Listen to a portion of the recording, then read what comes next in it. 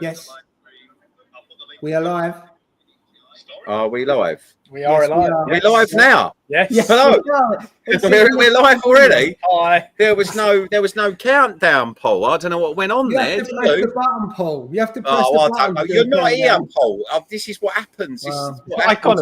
Today. Yeah. So we are actually live. Well, good evening, everyone. We are.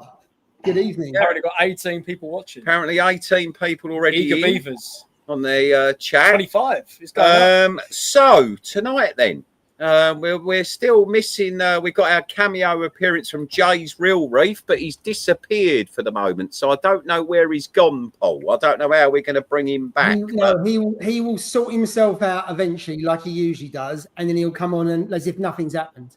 Okay, all right then. Okay, so we'll start with the Yorkshire Reefer Mark II. Hello, Steph. Nice for you to join us tonight. Thank you very much. Thank you very much for joining. And thank you very much for the snapback. I can see you're wearing the quality attire there. You need the shirt now to go with the shirt. You need the shirt to go with it. That'll probably be 2 years. It took me 2 years to get this off Connor, so I'll be waiting 2 years. Okay. Right, so subjects tonight we're going to cover, of course, Love2Reef. That was one of the most important things, and wow, what an event that was. We're also going to talk about Jay and Steph. I know that Yorkshire Reefer's got some upcoming things, some good news coming up. And also Jay and what he's been up to and what have you. And perhaps a little bit about our American tour as well. There's a lot from that, if we can get on that. There's a lot to do with that as well. And maybe as well, there might be some updates regarding Connor's side of the firm and what have you as well towards the end. But I think we start initially in the chat, Paul. You want to do the chat or shall I do it? You can do it because you can put it on the screen. Or Connor Oh, yeah, cool. So I remember now. This is what, Do you want me to do it or you manage it? Right. So, hello, Paul. Good evening. It's Techers Reef. Good evening, chat. Oh, look, there's a little question. I do believe we had some purple fire fishing. We'll have to double check tomorrow. I'm not sure today because I've been busy. Oh, hold on a moment. Hold on. We've got a special announcement. We have in the house finally. Yay! Evening, gents. Evening. There we go. Always the original. Steve's still there. I thought that video you put was from the past. I was like, no, it's there. It's still here. It's still running. Evening, gents. Sorry, I had some tech issues there. Terrible. Some technical issues. Paul said, Steph said it's because you want to make a special appearance. That's what it was. Yeah. The diva joins the room. The OG Yorkshire Reefer. Yeah. The original Yorkshire Reefer. Yeah, we've been winding Steph up this week, Jay, because we thought that we know that maybe you're joining us. Said, look, it's the original Yorkshire Reefer, so it's only right we got the pair of you together. Really representing the North tonight. But there you are. Fantastic you could join, Jay. So pleased you came on. First, I'm not sure. Yeah. But anyway, we both claim Yorkshire, so we're very proud Yorkshiremen. I think everybody from Yorkshire line is proud of being Yorkshire. I don't know what it is. It probably annoys everybody else. Like, I'm from Yorkshire. Yeah, we don't give a shit. We don't care. It's funny because Paulie always talks about Jay always goes on about having to pay for his Love2Reef ticket. I actually noticed that Steph managed to get in without paying the Yorkshire Reefer. The trick is don't work there. Just do some form of work for 5 minutes. Get your badge on, and then you're off. So just say you're going to work there. I'm sure I've seen a video where you say, if you do something you love, it's not classed as work. I'm sure that was one of your videos. So therefore, he should have paid. That's what you're saying, Joe. Money out, Steph. I'll think of a response for that. Working with Paul is always hard work. That's not something I love. Well, Paul Elware, Paul FISHPALACE, I'm sure will say it's hard work working with me, but he has his moments. Yeah. Yeah. So let's get back to the chat then. We'll just do the usual, but same old format. Jay, you're back with us. So we've got evening at 1, 2, 3, UK 1, 2, 3. We've said hello to Paul, but there he goes. Paul K is in the house. Gil's Aquarium is in the house. Gil. There we go. It's Matt, Norfolk Reefer. Hello to you and Roxanne. There we go. We've got Jamie. Jamie, all right, mate. We've got Hidden Reefer. There you go. Gil's still waiting on your reply. About trying. I'm not sure what that is, but maybe I can help. Peter Newson. Hello, chat. Nice to see you. Sam. Hello, Sam. Oh, there she is. There's the Roxanne's Reef. Look, she even adopted the name on her icon. Can you see that? Love it. Nice. That's a nice. That's a nice logo, actually. I'm terrible at remembering names, but I'll never forget Roxanne because you just can't forget that name. Don't sing it. Yeah. I knew it was coming. Yeah. You don't have to put out the red line. That's it. Reefy Reese. Yeah. Be careful, Paul, because I've got pictures on here of you and We'll talk about that. Murph's Reef. Murph's away. Murph's committed. He's on holiday. Where's Murph? He's not even in country. Well done, mate. That's a proper hobbyist. Where is he? Take notes, everyone. Good lad. Yeah. Whoever he's with on a holiday, he's probably saying, "Oh, come on, you train spotter, let's go out." Stop being boring. Yeah. All right, here we go. There's Paulie's pal Martin. Hey, hi Martin. Yeah. Great to see you after all those years at Love2Reef. Martin's been here for 40 odd years, and I remember meeting him when I'd only been in a hobby about 6 months from there. Yeah, not that old, Paul, surely. Yeah. Right. Who else got Rob? Rob. Hello, pal. How you doing, Nice mate? Rob. Tim. Hello, mate. Hi, Tim. Hi, Tim. Hello, Gaza. Love that picture. John. I got John's mug. I need to bring. I need to pull this into John's mug. Well, go on, then. Go and do it. Go. Quick. Got a beer instead. Hey, Harry. Hi, Harry. Hi, Harry. Fish Palace is in the house. Oh, hello, mate. All right. who's that? Hi, Paul. Right.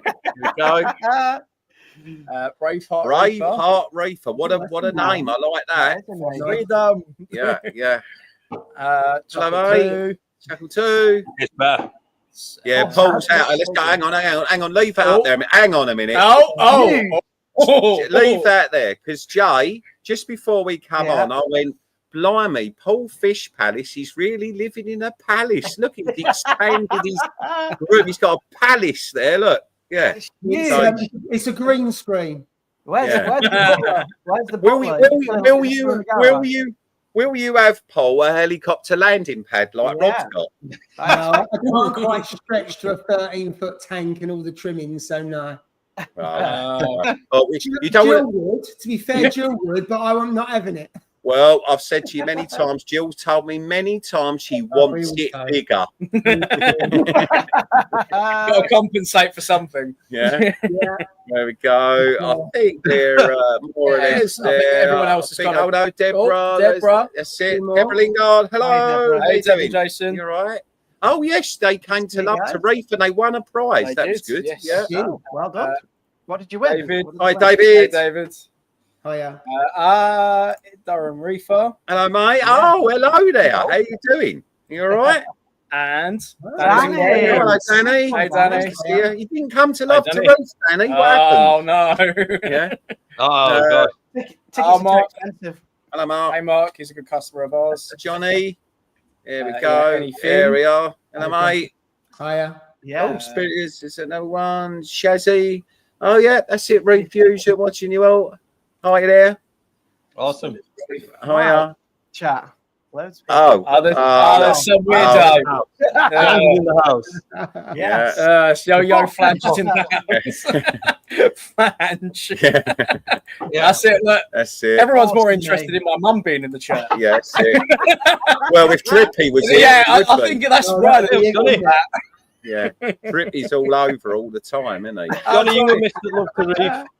Oh yeah, Johnny. So is he back, bless Johnny? him. He's Johnny? back, yeah. Yeah.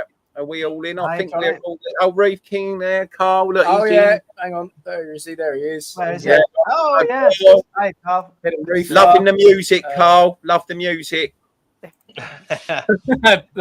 Paul K's got us on the big TV. Oh, all right. In Pickles Palace. Yeah.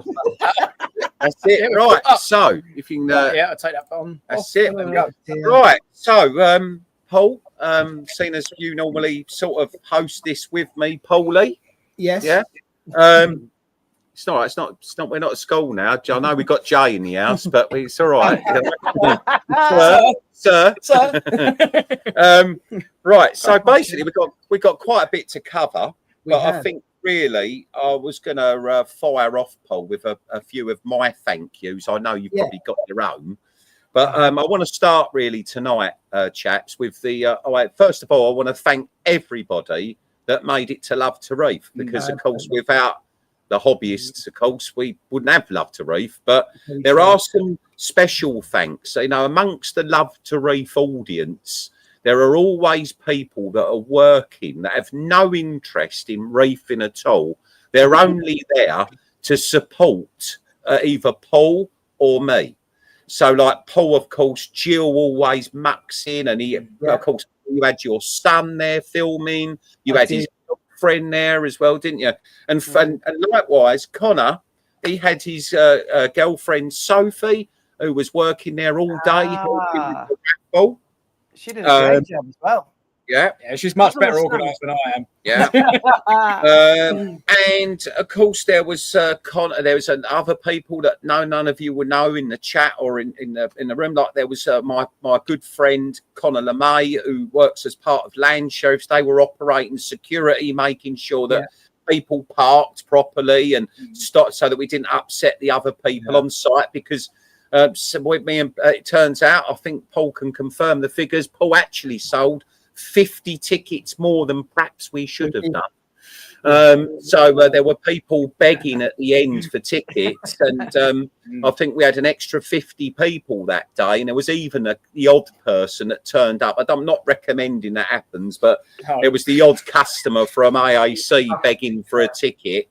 But so the little people is what I'm referring them to as, and I don't mean as inside. I just mean these are the people that are not reefers, you know, and there was quite a few that were dotted about. So if I've forgotten anyone, please forgive me. But you know, that was the main thing about also the Latin CAF, the staff at the CAF as well. I think one of them tunes into this occasionally, and of course the LBC team, which facilitates Paul and Paul's vision in the hall, and my vision were coral freaks as well. They know what to expect from us reefing types and what have you. I think they think we're all a bit weird, but the NHS staff that are on site, I know on the Friday, Paul, they were sneaking in and having a look, weren't they? Yeah. So that's the little people, and so then I've got a few people. Go on, you go for it, Paul. You do your bit. So on the raffle, it was Tom and Chris. So we raised more money on the raffle year on year, because obviously we did £5,000 compared to 4,000 last year. It's 1,000 more, but costs have gone up. So, for example, insurance was double as it was last year. So we made 1,000 more, considering a lot of the costs have gone up. So that was really good. As you say, for me, Jill, she puts up a lot in that 5 months, and she gives up a lot of her time. Not just that, but there's other things we don't do because of it. And then my daughter-in-law was there as well, Leonard. So she helped on the door quite a bit. And then I think if you look at you know who was there from the vendors, obviously Ange was there from a Reef Nutrition, and Chad. What a great speaker he was, and the feedback was absolutely phenomenal. Talking about the building blocks of the ocean. So that was really good. Shez Art is one of the originals from day one, and I'm really chuffed for Shez in terms of she never wanted to do Love2Reef, and it almost coerced her into doing it because she didn't have the confidence. And look at her now; she's absolutely buzzing. She does a fantastic job. Her artwork is brilliant. So that sold out early as well, which is brilliant. Yeah, it was 3 weeks before it was sold out, the original numbers, and then we was able to put the other 50 on. And then some others were Dan from Collective Corals, who's been there a couple of times before, so that was good. Phil from Coral Essentials, Lee Dawson from DD, Laura who's in the chat from Eco Marine. Yeah. Again, Hello, Laura. Hi, Laura. Corals look super nice. Great to see Tunzi there because I love Tunzi products. So I've always really wanted Tunzi there. So to have Gary there was brilliant. Andy Jackson from iReef come down with Scott, so brilliant for them. Matt from SNI, Dan from Custom Aquascape, Matt Bond, again another really good speaker. And I don't know how we do. I spoke to Matt and I spoke to you about this, Paul. How do we raise a profile of things like OATA, the work they do, and the importance of trying to keep the hobby open? I don't have an answer for it, but things like that. Hopefully, people, the ones who are in the room, are really engaged. It's all about sun cream and all that kind of stuff that Mike Sweet's doing up in Derby, amongst other things. So I thought another great speaker. TMC, brilliant. I mean, their stand have gone up another level compared to the previous year, like chalk fees year on year, and also what they did for the aquascape as well, the tanks and other things. Couldn't do it without them. Foxy and the crew, Exodus, because they've supported from day one when Jez done the speech, didn't they? And Jay, this have supported us over the years, haven't they, with giveaways and stuff. Amazing. Super generous, aren't they? Super generous. Yeah. Yeah, I mean, the vendor, I mean, Paul, it's phenomenal. I mean, Freaks, actually, the last Reefing audience with, I was amazed by the amount of prizes and support for the industry. Because, look, yes, obviously they want to appease AAC a little bit, you know what I mean? Like, his Paul's better, whatever, they'll do that, right? But it's gone beyond that. If I do a shop open day or something like a birthday event, I might get a prize or two. But which is beautiful. I don't expect anything off of anyone. But literally, I can't thank all of the suppliers enough because and now we've got a new system of the raffle where people can sort of choose what they sort of want to win. That's good. Right. That is really working out well. And that's a little bit of inspiration from America, from the Travels to Reefer Palooza. That in fact, it was actually Winston who came to the first Coral Freaks and things. He had a go at me at the time and said, why do you do the raffle that way, where you just win a random prize that you may or may not want to win? Yeah. And it isn't always about the value, as me and you found, is it, Paul? Because, when we had the Neptune set for a reefing audience with, it's funny because people opted, as Jay won it, actually, more tickets went into the XR15 raffle than it did into the Neptune. Now, the XR15 was a third of the cost of the Neptune. So what's really nice is that the spirit of the reefing community is that they're not going for the most high value thing so they can think that they're going to sell it. They're actually going for what they want for their tank, which was really good, But mine's absolutely. And then there was a couple. Mark Ocean from Sea Waves. When I was speaking to him, what he's developed, he's a builder. His full-time job is a builder. And he's developed that product on his own back, and it's gone down really well in the States, hasn't it? I think Chris Meckley has bought quite a few units. He's given me one. He's given me one to test out and try.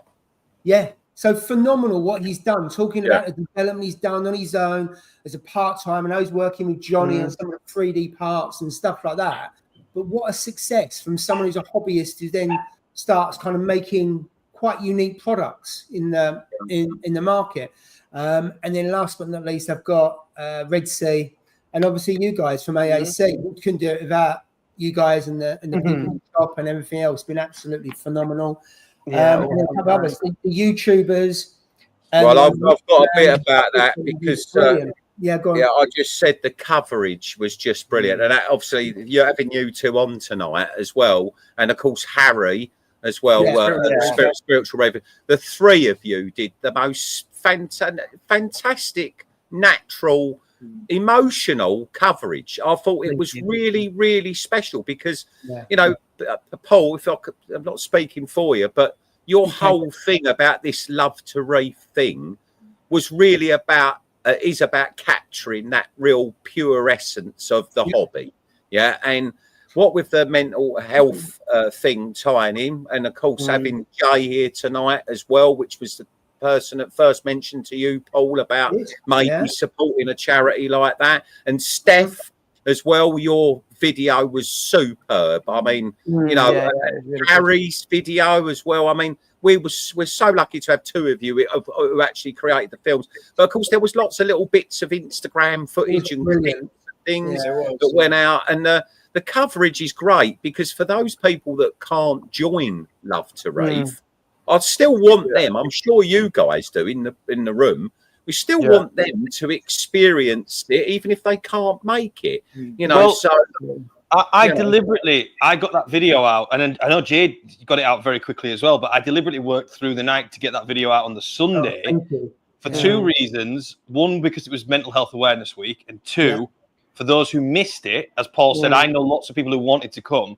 I thought if I can get that out, people can still kind of experience the buzz whilst it was relevant.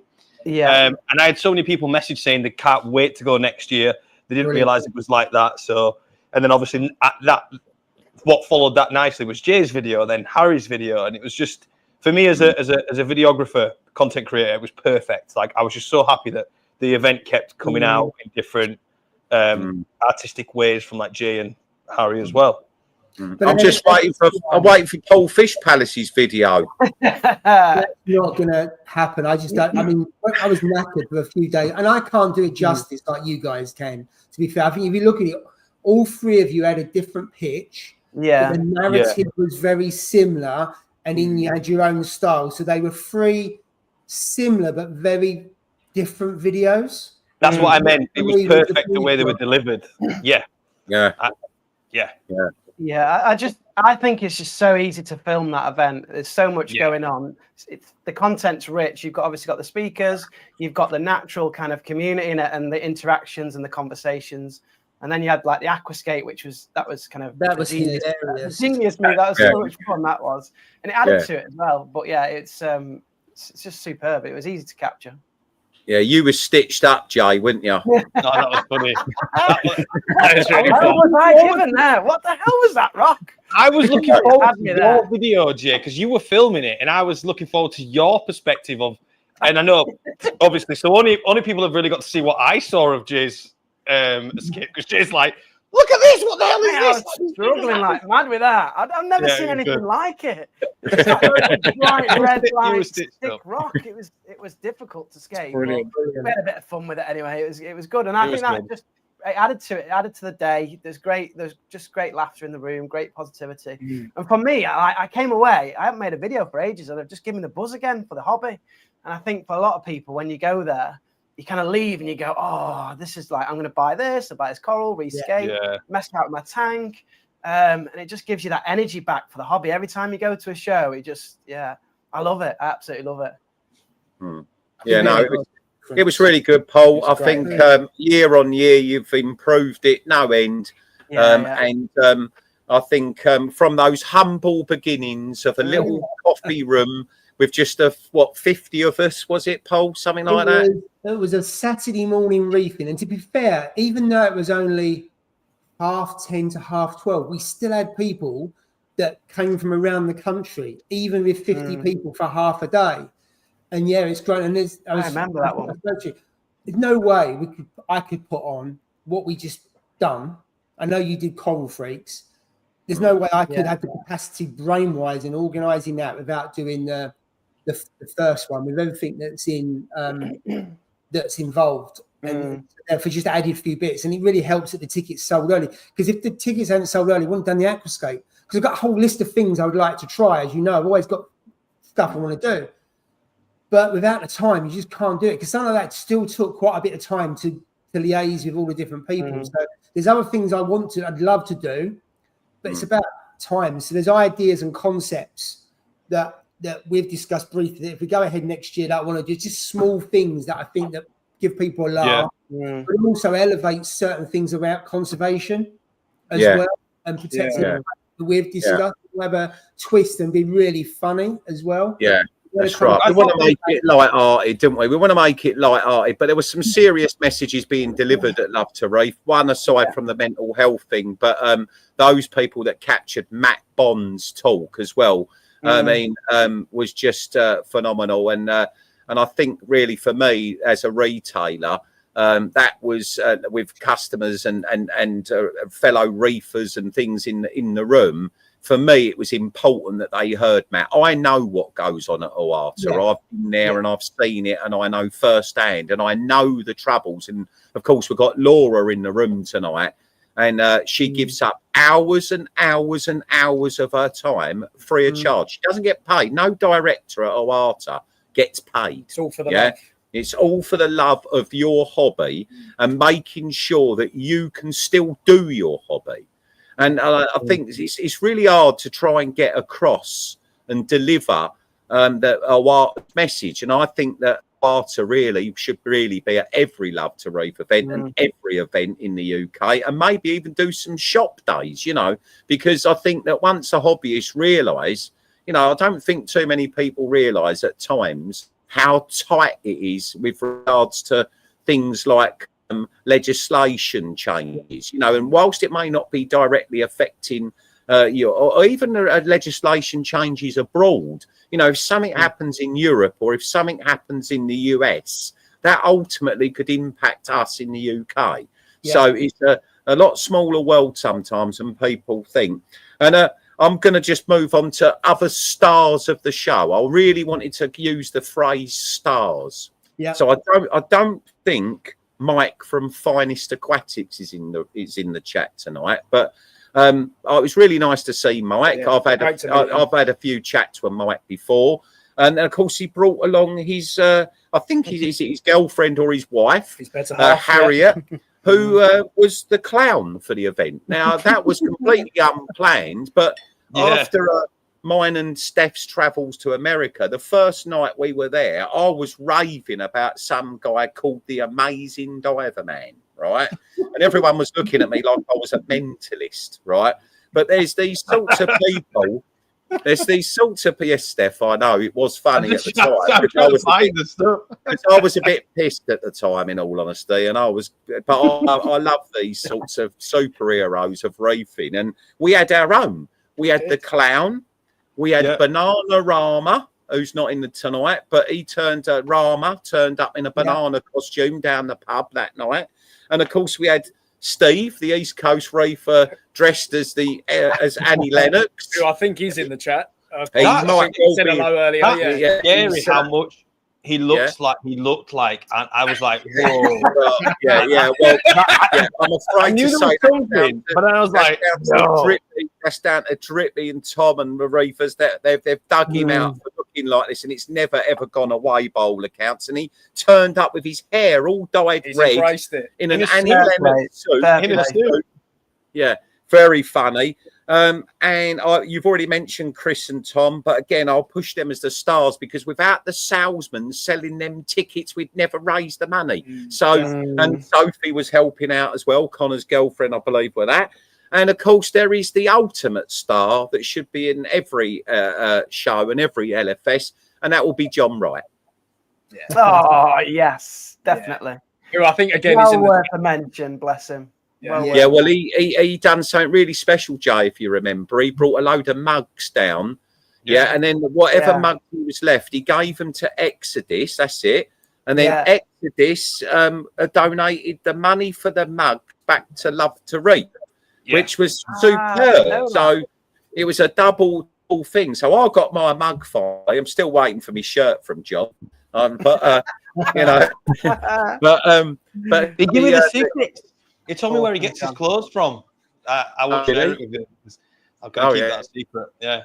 So I'm going to try and match his outfit next time for Aqua. Yeah, I think we should all go next time in John Wright outfits. He even wore, Paul, on the Friday night at the pub. He had trousers on that matched the shirts. I can imagine what that looked like. Yeah, Very and the one I refer to something else, I think, because Love2Reef has become more than just one day. Absolutely. Because people are filling out the Green Man pub at Old Harlow now, and it's become a bit of a reefers meet, a reefers as such. So everyone on the Friday night is down at the Green Man, all having a whale of a time. I have to hold back because I know that if I go down there and join in with them all, I'll never get up in the morning and get the show on the road with Paul. So I tend to bail out a little bit earlier than the rest. But I was told that Mr. Chambers of Aquarium Composition and a few others will up to about 1 or 2 in the morning. Yeah, still drinking, I believe. Yeah. On that note, though, as well, it was quite nice. That is respectable. It was quite nice for me, actually, being my first time to interact with everyone, because obviously usually I'm helping prep the shop, the shop and whatnot for the next day. So I never really get to make it down to the meets and stuff. But yeah, it was really nice to actually interact with everyone. And I think, as Dad said already, that's what kind of it all integrates, doesn't it? The Friday night is just as much part of the event as the actual event itself. Absolutely. And then there's people go out on a Saturday night as well, because there was a Scottish Reefer. He come down. He was down from, I think, the Tuesday right through to the Sunday. Wow. So he was out with some of the other guys, because he was at the TMC event on the Tuesday and Wednesday. Then he went in Harlow and he was travelling around. So he was down for quite a few days. And there was a few people, Amy as well. She was down for a few days from North Wales. So there was a few people that were down for a long weekend and a little bit more as well. So it's become quite an event in terms of a whole weekend for some people, and then a couple more days. So it's superb. It's more than just a Saturday just during the day, which is great. Yeah, definitely. Well, you never know, Paul. I mean, one of the things I'm sure a few people, I'm not suggesting that but I certainly think we've had lots of discussions. We always talk about afterwards how we do it slightly this way, that way. And I've been pushing for the idea, but I don't know if it'll ever, whether we go for 2 days, but it's whether LBC will ever allow it. They're never open on Sunday, are they? So that's the issue. I think I'm good they at fun. got a price that was eye-watering. I don't know. I'm not too sure they'd open on a Sunday, because they don't for anything else, do they? No, but they used to be, Paul, years ago. But yeah. Right, so anyway, back to the chat for a moment. Love, great event. Where we got now? I just did see what we got there. Carl, Reef King. That's it. Dino's Reef. Hello, mate. I wonder if that's Dino, my friend Dino. He's got a beautiful resplendent angelfish there. I don't know if any of you, I don't suppose there's any of you here that actually know what that fish is, but that fish is endemic to the Ascension Islands. No, mate. That's from Ascension. Oh, you haven't. I don't like stanzels. Sorry, I'm not going to I thought it was a damsel, yeah.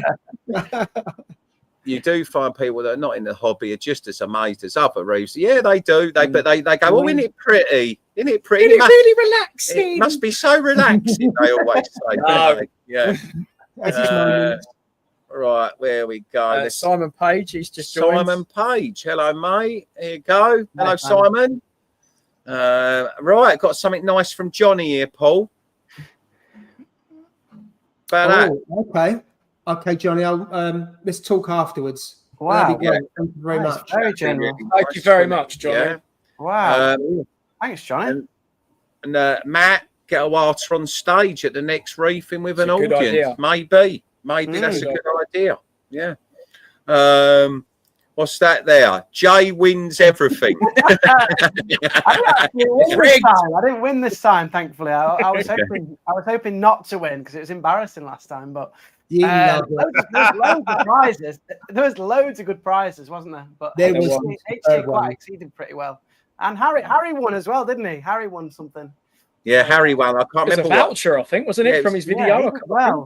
Yeah, he got a voucher. Yeah, I like taking turns. Like, it's good if everybody wins something over like the next 10 years or so. Yeah. It's like, no, he doesn't mean it. As long as it goes back to Jay. Yeah. Anyway, best one so far from her indoors. What's that? Resident Knitted Art City. Oh yes, Mike's better half was given out to all of. I think he was given out. Certainly, all of us staff at AAC got one. little fluorescent green knitted hearts that she'd done on the drive down to us. Yeah, she also made penis-shaped balloons on the Friday night as well, which was quite funny. Yeah, they were great. Wow, they were in a weird way. Yeah. Do we do a photo for like? Do we want to show people what we mean? Yeah. Well, no. Right. What was that? So anyway, love the mug from Johnny. Yeah, we're all lucky we get there. I'm not going to elaborate. Oh, there's custom aquascapes. Yeah. Hi there. Right. I don't really want to elaborate on this. Steph might have something to say about this. I've got no idea. Paula Abdul. Why would I have? Because you was there with a certain Kez in my hotel room. Oh, what? Don't remember? Okay. Right, no. What is going on here? Hotel room. What's this? Oh my God! Look, stop a minute. I've got a train spot and geek out. 1 second. Good spot, Paul. Yes, resplendent pygmy angel. I was stationed in the centre. So let me tell you the story of resplendent angelfish. Right. This is a story. Geek time with Paul. This was, seriously, chaps, this is the rarest angelfish. So you've heard of your personatus and your bandit angels and all of that. But the really weird thing is this fish lives in sort of temperate waters. They're not completely tropical. And it's opposite the Caribbean. And the only way we used to get these back in the UK around about 30 years ago was by the RAF. The RAF used to bring a few in for TMC. There was someone in the RAF that was doing it. And the only other person that was actually ever likely to, only ever saw it was Martin Lakin. So that's, there you go. So that's how we used to get a handful of these fish used to come. I'll put it this way. If there was one of them in the marketplace right now, it's an inch long. I reckon it'd be at least 30, 40 grand. There you go. What? Yeah, possibly. Trying to find the price on it. Yeah. It used to be about £3,000 30, 40 years ago, something like that. Dean's actually saying in his comment, I was stationed in the Essentials. Yeah, I know. In the RAF in the 2000s. Yeah. There you go. Yeah, so there we go. It eats coral for that as well. It eats coral for 30,000. Yeah, it will love your coral. Privilege. Yeah. One more final comment I just want to show everyone very quickly from my younger brother, who most of you will probably know, who are watching. Yeah. Dylan, top guy. I'm not even going to read it. That's probably not PG friendly. Yeah. Yeah. That's a brother comment. Yeah. Yeah. Oh, well, yes. Naughty students. I'll get the teacher on him. That's it. Right. So that was really a bit about Love2Reef. You got anything to add, Paul, about Love2Reef at all? No, I was amazed and blown away by how the hall looked, the vendors. Yeah, it looked really professional. And I had a bit more time, and a couple of times I just stood there and watched what was going on. And the atmosphere was absolutely superb, and it's gone up a notch each year. So you had a great atmosphere visually, great atmosphere of people in the room. The talks went on for about an hour each, which means we cancelled the Q&A, but that was really, really good. So we haven't had the talks go on before. They both lasted an hour, which is great for people to be able to, in this day and age, to sit there for an hour. Not many people do that, do they? When most people can't sit still for 5 or 10 minutes, and we raised a lot of money. So it was brilliant. It's interesting what you say about talks, Paul, because Steph and I experienced something very odd at Reeferpalooza. And that was that me and Steph noticed that the talks, despite there being 6,000 people at Reeferpalooza, there was 8,000 for our talk. I don't know how that was. No, there weren't. I'd love to have heard that talk. Was it not recorded? No, you didn't record it. I have filmed it. I'm catching up on it. I want to see it. I will get it out. I will. I promise. I promise. Yeah. It's interesting because we had some big names there. You know, like we had Devon Reef dudes guy. There was only like 6 people in the room listening to a talk by Devon, and quite poorly attended. Wow. Yeah, there was Pat Clayton from Neptune Systems going over, a really interesting subject with ChatGPT and all this other. It was some really interesting conversations. And like Paul says, 6,000 people or whatever there, and there's only 5 or 6 people in the room. Yeah, but 8,000 when we were on. It just didn't make any sense. Yeah.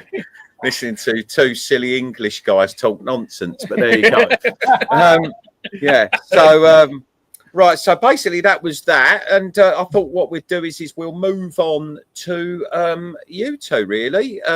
The Yorkshire Reefer Mark 1 and Mark 2, right? As I've now referred to you both as. Yeah. So Jay, you told me that your tank weren't doing too good. It looks all right to me. Yeah, I can't see anything wrong with it. Yeah, it's looking a lot better recently. I had issues with salinity because I was using. I don't know. Everybody always says don't bother, but I was using the. Oh no! And I was like, no, don't worry about it. I'll be fine. I calibrate every time. It's fine. It's working. I just ignored the whole community. Just carried on using this little thing. And yeah, it's done me in the end. It's done me. Yeah, it was out by about, I think it was 1.030 SG. So yeah, quite high.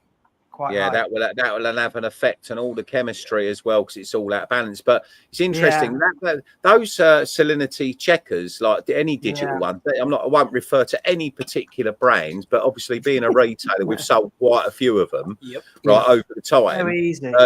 But the reality is that with these salinity checkers is that because they measure conductivity, really.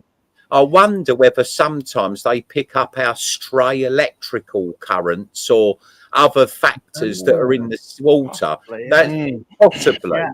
Like, I'll tell you for a reason how I know that, because everyone complains about the Neptune salinity probe. Yet I have no issues with them. And I reckon the reason is because a lot of people in small sumps put them very near strong magnetic forces. Yeah. Or it could be that there's stray. If you was to measure the electrical current on even the best run aquarium, you will always find some in a saltwater aquarium. So I do wonder whether stray currents or other factors can affect. The reality is no one needs to reinvent the hammer. So we don't need to reinvent the refractometer. Yeah. So now I've gone back old school. Yeah, but isn't that one of the coolest things you could? It's proper. When I first did it, I felt like a pirate. I was like, like checking it, and it's still amazing. When I'm checking it, I'm like holding up to the window. Everybody must think like I'm some sort of pervert. Yeah, exactly. Looking at people's bedroom windows to be like. I think you're absolutely right there, Jay. The way you've done it there, I think they're bang on. It's got. Let me see your salinity. It's got nothing to do with the busty blonde that we've opposite. Let me just check your SG. These things are fantastic. I bought it second hand. It's basically. Of course you did. I'm paying full price for it, Paul. Jesus, I'm not paying full price. After paying for your Love2Reef ticket, you can't afford one of those, can you? There's never any in the raffle, is there? They don't give these away in the raffle. Right, or in the goodie bag. So this thing, actually really simple to use. I mean, I had to watch a YouTube video because I didn't know how to use it at first. But yeah, it was. It's really simple. It just seems to be more reliable. Do you calibrate it every time? Do you calibrate it? Yeah, just with the RO water, just drop it on, make sure it's at 0, and then when you put them down, Jay, you have to be very. So they're quite sensitive. If you put them down like that on the table, then you'll knock it out of calibration. So it does make sense every time to calibrate just before using it. And make sure that the lens is kept clean as well, because that can allow for a bit of air underneath it as well. Not just that, the actual calibration screw, when that gets rusty, you can't adjust it. So you got to make sure. Okay. Yeah. So you might have to buy another one at some stage, Jay. But it's so expensive. Funny enough, they are on the online store on AAC. So there you go, from my page. Yeah, this is it's really good. But I think it was out for it took me about 4 months now to get back in line. Just slowly changing it back into where it should be. But yeah, Did you lose anything? I lost a gonny. I lost a couple of heads of torch, like not whole torches, but like heads of torch. You've done quite well there, Joe. Yeah, the tank just looked a bit miserable, to be fair. And everything looks grown out, doesn't it? What's going wrong? What is it? And I was just using the pen over and over again, even though I was calibrating it. It was out of whack. Do you ICP test, Jay? High salinity water in there. I hadn't done one for a while. So the answer's no. Because that would have probably told you. Yeah, that would have told me. In fact, I've got a free one now. That leads me on to you've got no excuses now. If you time it right, Jay, free ticket. If you time it right, if you time it with a reefing audience and Love2Reef, you should be able to run the hobby free of charge. You should be able to win enough prizes and get enough freebies and goodie bags, and you won't have to worry. Yeah, he has to pay for a ticket. He won't be able to get over that, though, Paul. Have practically a new system. Yeah. Right. So, Steph, you've got some news. Spilled about. Apart from the fact I know you've got a new frag coming, if you want to mention that as well. You've also got some other news. Well, no, let you go. Go on then, the Yorkshire Reef family. We've got we've got another little, as you said, the frag. We've been doing some fragging. Yeah. We're having a fourth child. Oh, congratulations, mate. Congratulations. Thanks, mate. Appreciate it. And as you can see, we've got enough pets and animals and tanks. And, yeah, so it's a busy one. So anyway, I got the green light. I had an opportunity to come up to go to Indonesia, Bali, to do some diving, snorkeling, and actually go to where all this behind me comes from and see it with my own eyes and do some. So basically, I'm taking on my biggest challenge yet, and I've got the green light from the missus. She said, this is your last big project you can do as the Yorkshire Reefer. So crack on this year and get a good video done out of it. So I'm going to make like a documentary, if you like, of basically where does this stuff come from, and meet some of the people there. And I've got Google Translate ready to go and speak to these guys who work there and sort of how does our hobby help them sustain a life for their family, and obviously, beyond that, sort of like the sustainability factor of it. And I don't know what to expect. It's the biggest challenge I've ever done. And it's the biggest sacrifice, leaving my family and my pregnant partner. So I hope that's appreciated when I put the videos out, because all of them are, you're leaving your family to do this content. People are like, it's a great video, but you don't realize the effort that goes into actually capturing the content, putting it together. Then when you get home, you sat in the room editing for days, So, and this is quite an important thing to me. I want to make sure that, I get something captured on this that people really appreciate watching. Like, where does this slice of the ocean behind me come from? This was born, Steph, wasn't it, out of the fact that we've seen some net, and again, this ties in with some of the OATA stuff that was raised in the room that day at Love2Reef, because you've recently, I don't know if you've seen this, Jay and Paul, but have you seen this film about the rough side of the aquarium hobby with Martin Sheen? Sort of the patron. You've heard about it, yeah? The dark hobby or something they call it, or whatever like that. So, and it's been, again, it's at the moment we've got a serious problem with some people sort of the idea that, that our hobby's very detrimental and things like that. And a lot of it is done really. Lots of people sort of jump on the bandwagon because it sounds right. If you don't know, if you don't know about our hobby at all, it sounds, but it's very easy to pick on. And this was what Matt was saying the other day. We'll forget about all of runoff and pollution from sugarcane fields, and for example in Mauritius that I've witnessed that poison the coral reef all around, and hair algae now includes it. Yeah. And as I said, there's all sorts of problems out there, but of course we're quite easy to pick on, as an industry, So I think this is where it's filmed, this idea of telling more positive and trying to get people to understand how many livelihoods are involved in the chain from reef to reef out. And Paul, my thing is that if you think about it, with us keeping pets as human beings is like a superior act. We're superior. We keep pets as pets. It's the same with cats and dogs, hamsters, whatever. There is a dark side to it if it's not done properly, and that's the only thing we tend to see on that scale is bad negativity like this. So I want to go out to the other side of the world to see it with my own eyes and actually, let's do this as a balanced thing, right? What are people actually getting from this? And is it sustainable? And if they didn't do it, people would still do it anyway, but in a much more detrimental, unsustainable way, where I believe that somebody was telling me that they eat the fish out there, if they don't sell the fish for us to keep in our aquariums, they're just eaten. You know, a lot of them go out. I don't know whether or not that's true, but obviously I'm hearing mixed things, and I'm thinking, you know what? Like Paul says, we Love2Reef. I'll put my money where my mouth is and actually go myself. I'll dive, snorkel, interview people, and see exactly what it's like over there, and being able to sort of like put together a documentary style video, really. I think Steph, the bit that I've learned the most over the last month, because I was thinking about is the hobby good, bad, or indifferent, was, and I was lucky to listen to Jamie Craigs again and some other people, was if they didn't do this, they'd end up maybe dynamiting the reef and other things. So they actually become farmers, and they kind of farm the reef in a sustainable way. They look after it. And without that, then the reef would actually deteriorate, because it would be done from the cyanide be used, dynamite, they'd be overfishing it because they use it for food. And Paul, you've explained to me before about, and also Brian from TMC, around the price they get per fish, ornamental, is substantially higher than if it is for food. So therefore, they don't have to take as much out of the ocean, because they'll get X amount pennies or whatever is more, or pounds more, than if it's for food. So actually they're farming and protecting it. And if they know that the stock is maybe going down a little bit on one particular type of fish, they'll leave that fish alone. Control. Exactly. Until they control it. So without it could almost be more Wild West.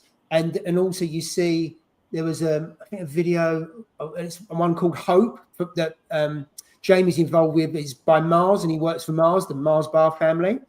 And it was all dynamited. And over the last 7 years, they've put these racks and they put the corals, and then they were putting acros there. And now they get LPS, and they've got all these corals that they didn't planted that have come in on the ocean wave. But because the environment's right, so all of a sudden the ecosystem has blown up, and you've got corals and overgrowing others.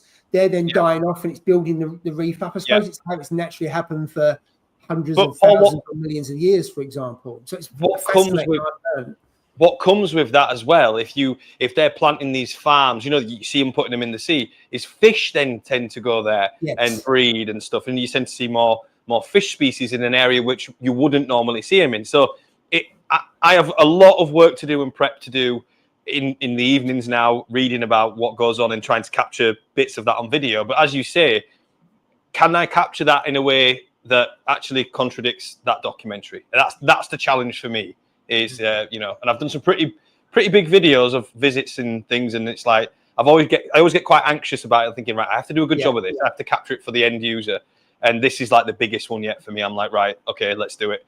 So I'm hopeful. I mean, Paul, we had a bit of a chat about it. You know, Paul's obviously been in the industry way longer than me, and is going to kind of point me in the right direction of things to sort of look at whilst I'm out there and stuff like that as well. So it's going to be interesting. But it's a big, I guess it's the right thing to say, Paul. It's a pretty big announcement. It's the biggest thing I've yet to do. So fantastic. Yeah, I mean, we've obviously done quite a few, like we did a few visits while we were away in the States and things like that. But this is the big thing. This is definitely the big thing, because as soon as you're out of you'll be out of your comfort zone now in Indonesia, and really get to the nitty gritty, the roots of the hobby, in so many words. So I'll look forward to seeing that, Steph. I'll tell you a secret as well. I am terrible with seasickness, and I'm dreading it. I'm dreading it because I'm going to be in a boat going to these different spots, and I'm like, so I went just was it the weekend last week, Saturday morning? I went to get a shot, because I just think I wasn't even 100% on it, but I went to get the shot. And then I said, what else do I have to have? And she said, well, this one's 250 quid. It's for rabies. I went, right, okay. I says, well, tell me why you're doing a sales pitch here. And she says, well, they'll still kill you. Rabies will kill you. Just give you a bit longer to get to hospital. And I went, oh, I'm not giving you, like, I wish Jay was here right now, because I was like, I'm not giving you 250 quid then, just to extend my life a little bit. I said, no, I'll risk it and get to hospital a few hours quicker without the shot. Talking of Jay, does anyone know where Jay went? I think his connection went, and either his device has died or he's cut off because he was frozen. Right, okay. Right, well, hopefully Jay will rejoin us soon, because I was going to have a little chat with him about what he wants to do this year and what have you. But we'll go back to the chat for a moment. I'll see what we've got going on. Gary Klaus, first time at Love2Reef, fantastic community, brilliant run event. Well done to all for your hard work commitment. Fantastic. Thank you. There we go. Bristol Reefer. Oh, yeah. I remember we said, I love Love2Reef picking up Beauty Tamini Tang. Hopefully that made it back okay. Bristol Reefer. Like his logo. Yes, good logo. That one. Yeah. Right, where were we go? Here we go. Right, that was for Jay there. So basically, a lot of people calibrate their salinity devices with Accuracy, which is a Julian Sprung product, the gentleman that he is. We use that actually in store. We've found that using Accuracy is probably better than using RO water when you're calibrating. Oh, okay. Yeah, something for you to look into. Yeah, there are other products out there, by the way. Accuracy is the most common one we sell, but there are other ways of doing it. Tropic Marine do a reference solution as well. I don't think Jay's going to give a toss about that. I think he's going to think. No, probably not. I'm thinking the same thing. Yeah, yeah, there we go. The Cornish Reefer. I've done. Oh, blimey! So, controversial. Right. let me tap into this one. So, refractometers are obviously a step up. Originally, we thought from hydrometers, but when you used to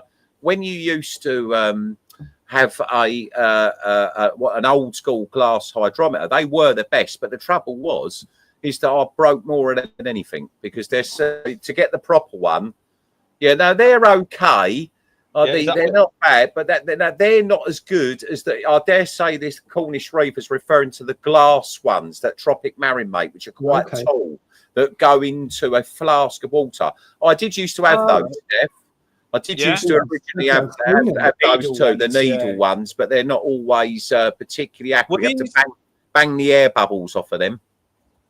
That's it. One of it, similar to that. Were these before the television, or did the television come out? The reality is it was actually probably available before television because it goes back all the way back in other industries like alcohol and things like that. What we got there? I bet and I have heard a couple of tales about the trade where stuff comes from. Steph's one. That's it. Look forward to watching it. Congrats on number 4. Snippet number 2. Steph, there's a subliminal message in there, mate. If you don't want any more corals, you stop adding corals to the thing. Yeah, right. That makes sense. Yeah, there's too much plankton in your house. That's the problem. There's too many. I'm just trying to get more tanks to keep me busy, but you know. Right, you got a recommendation here from Simon Page.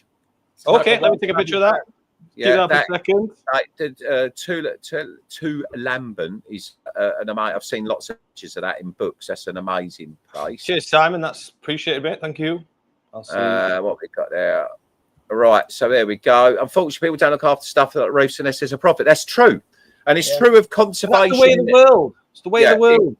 It's true of forestry as well, like the forestry commissions and things like that. You know, now we've got woodlands as we're cutting trees down and pine and stuff. They're replanting pine. You know, it makes sense to do so. And Martin's absolutely right. If there's for me, it's a clear thing. So I know, for example, in places like Vanuatu and Tonga and places like that, you know, they have quite a few high value fish in them regions. So, for example, Vanuatu, as the femwrasse, for example, also has a lot of tiger pygie type angelfish and things. So there's high value.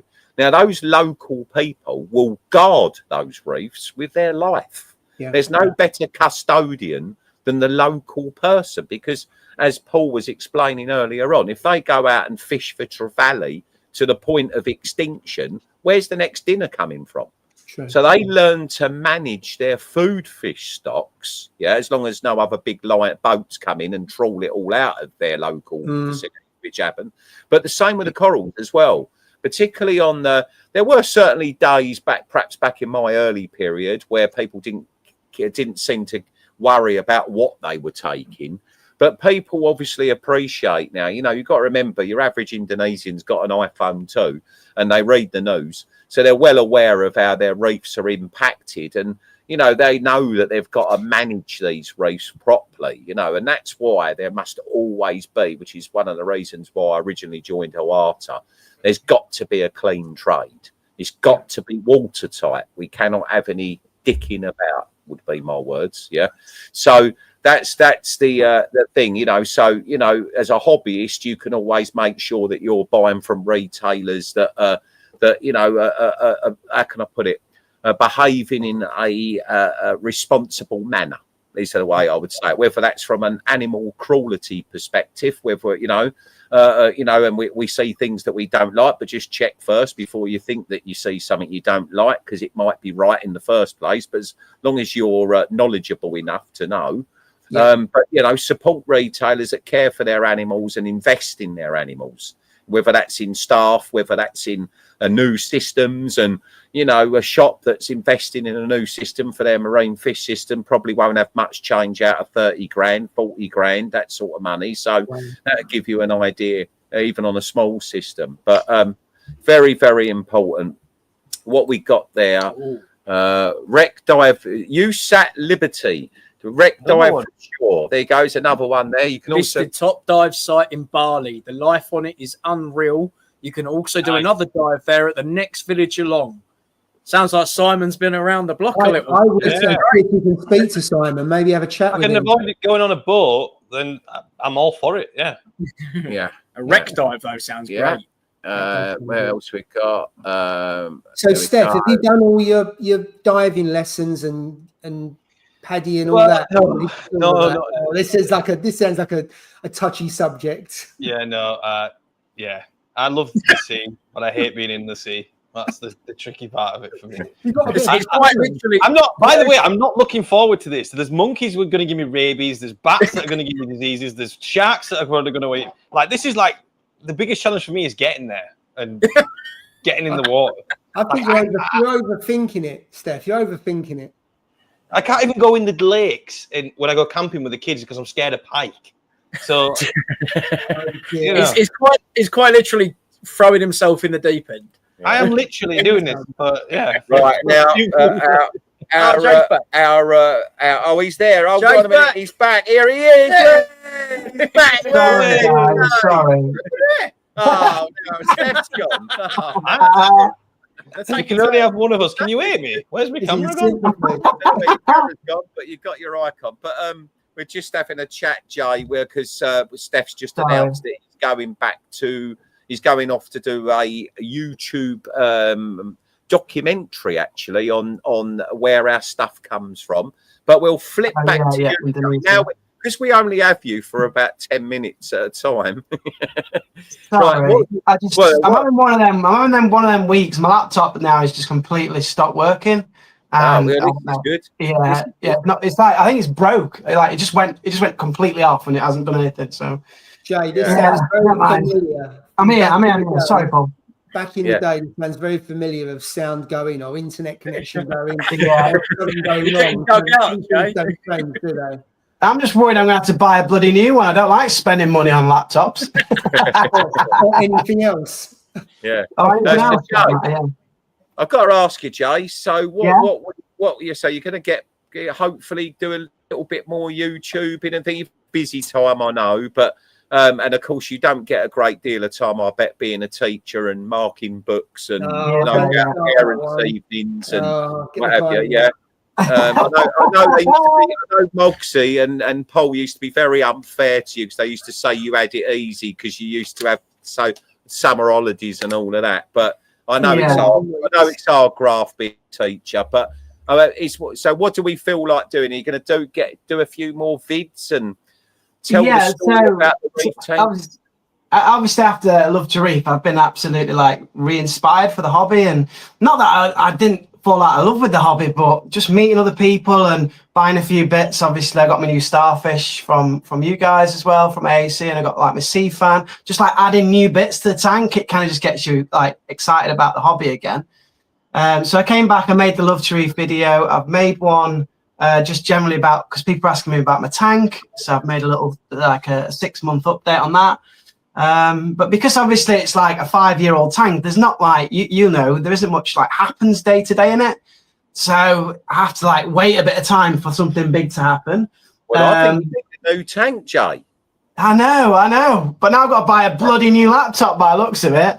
I want to get a new tank. And as soon as I get a new tank, I'm going to do my weekly videos again, because I documented this tank for a year and pretty much every single week. Yeah. And for beginner reefers, it was really helpful for them to kind of watch like practically watch me do the journey. So I'm excited to do that again. It's just getting the money together for the tank that I want.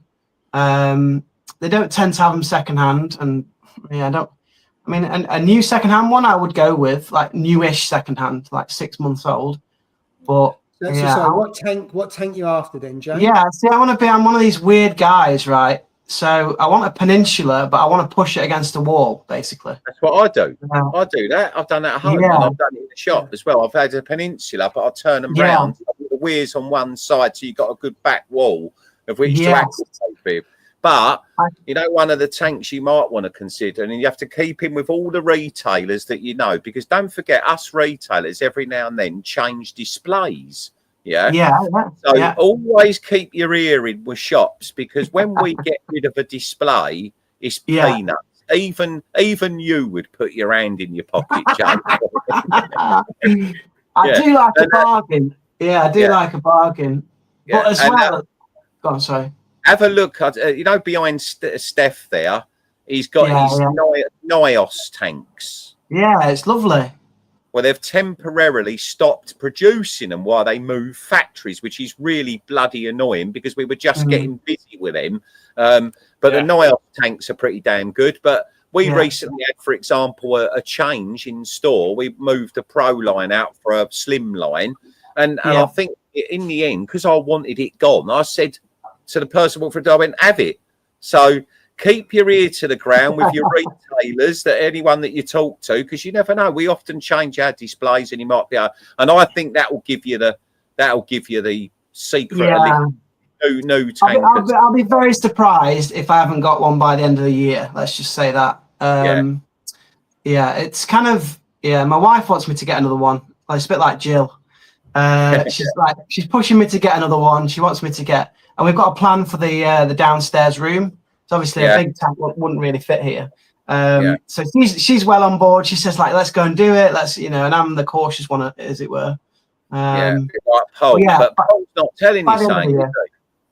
Paul's not telling you anything.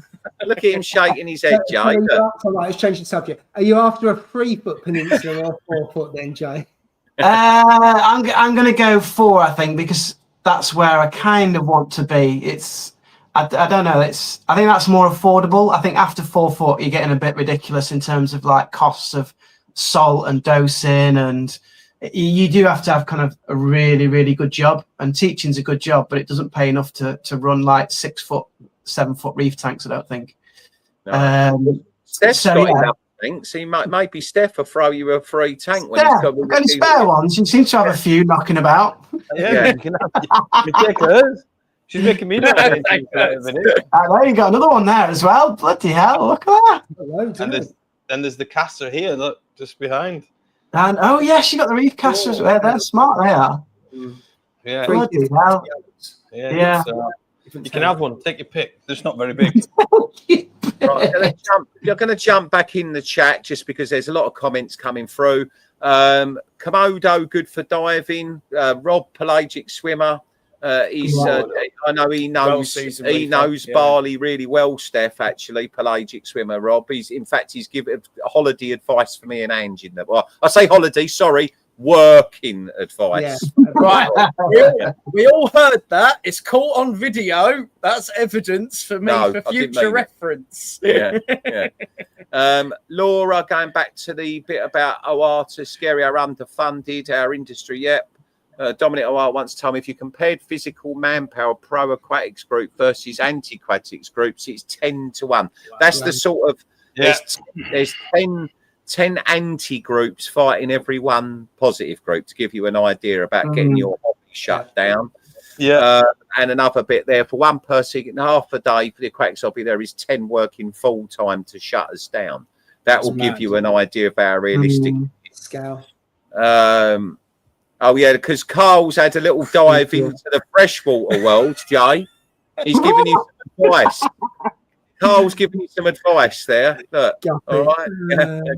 £10 for a fish. That's a bargain, isn't it? I know. What are you doing with freshwater though? Is that his new adventure now? Is he gone freshwater man? Well, he's got to have a new tank. What's that? He's got to have a new tank. He had an existing one for far too long. Right, okay, that's it. Yeah, he literally, Jay, while you've been off air, Carl did actually run a tank for around about 8 months or something, probably, didn't he? Or 6 months or something. Yeah. So you missed it, Jay. He had a period of, he had a really good soft coral mixed fish system. It's looking amazing. What we got there, that's why I live in the UK. Wild dog. Yeah, that's what, in reference to Steph's comments about getting eaten alive in Indonesia. You'll be more, I'm sure they'll be more scared of you. Common phrase. The internet up north isn't as good as down south. Me and Jay are still on meters. We're still on meters. Electric keeps running out. That is probably true. That is. Yeah, right. There's the gentleman who, we had a little chat. You missed it, but we had a little mention to you earlier on. And everyone, Paul, you said how much people enjoyed his stand, didn't you? I think it was the innovation of the product. They had really good feedback about it, something really different to what we see, and also a hobbyist coming up with that product, not as a full-time job, but as turning a hobby into a side hustle, I suppose, for want of a better word. So absolutely fantastic. And of course, he looked like he had great. So he said to me, actually, he really enjoyed the social aspect of it as well. I think that's the thing with Love2Reef. It is all about that social aspect. I mean, it's why we're here tonight, even in it, the real reason. Some advice from Carl again to Jay. Shout it, that is a good shout. That is Reef King. Good shout. Well, we know a certain aquatic firm that's got some nice lagoon style nanos.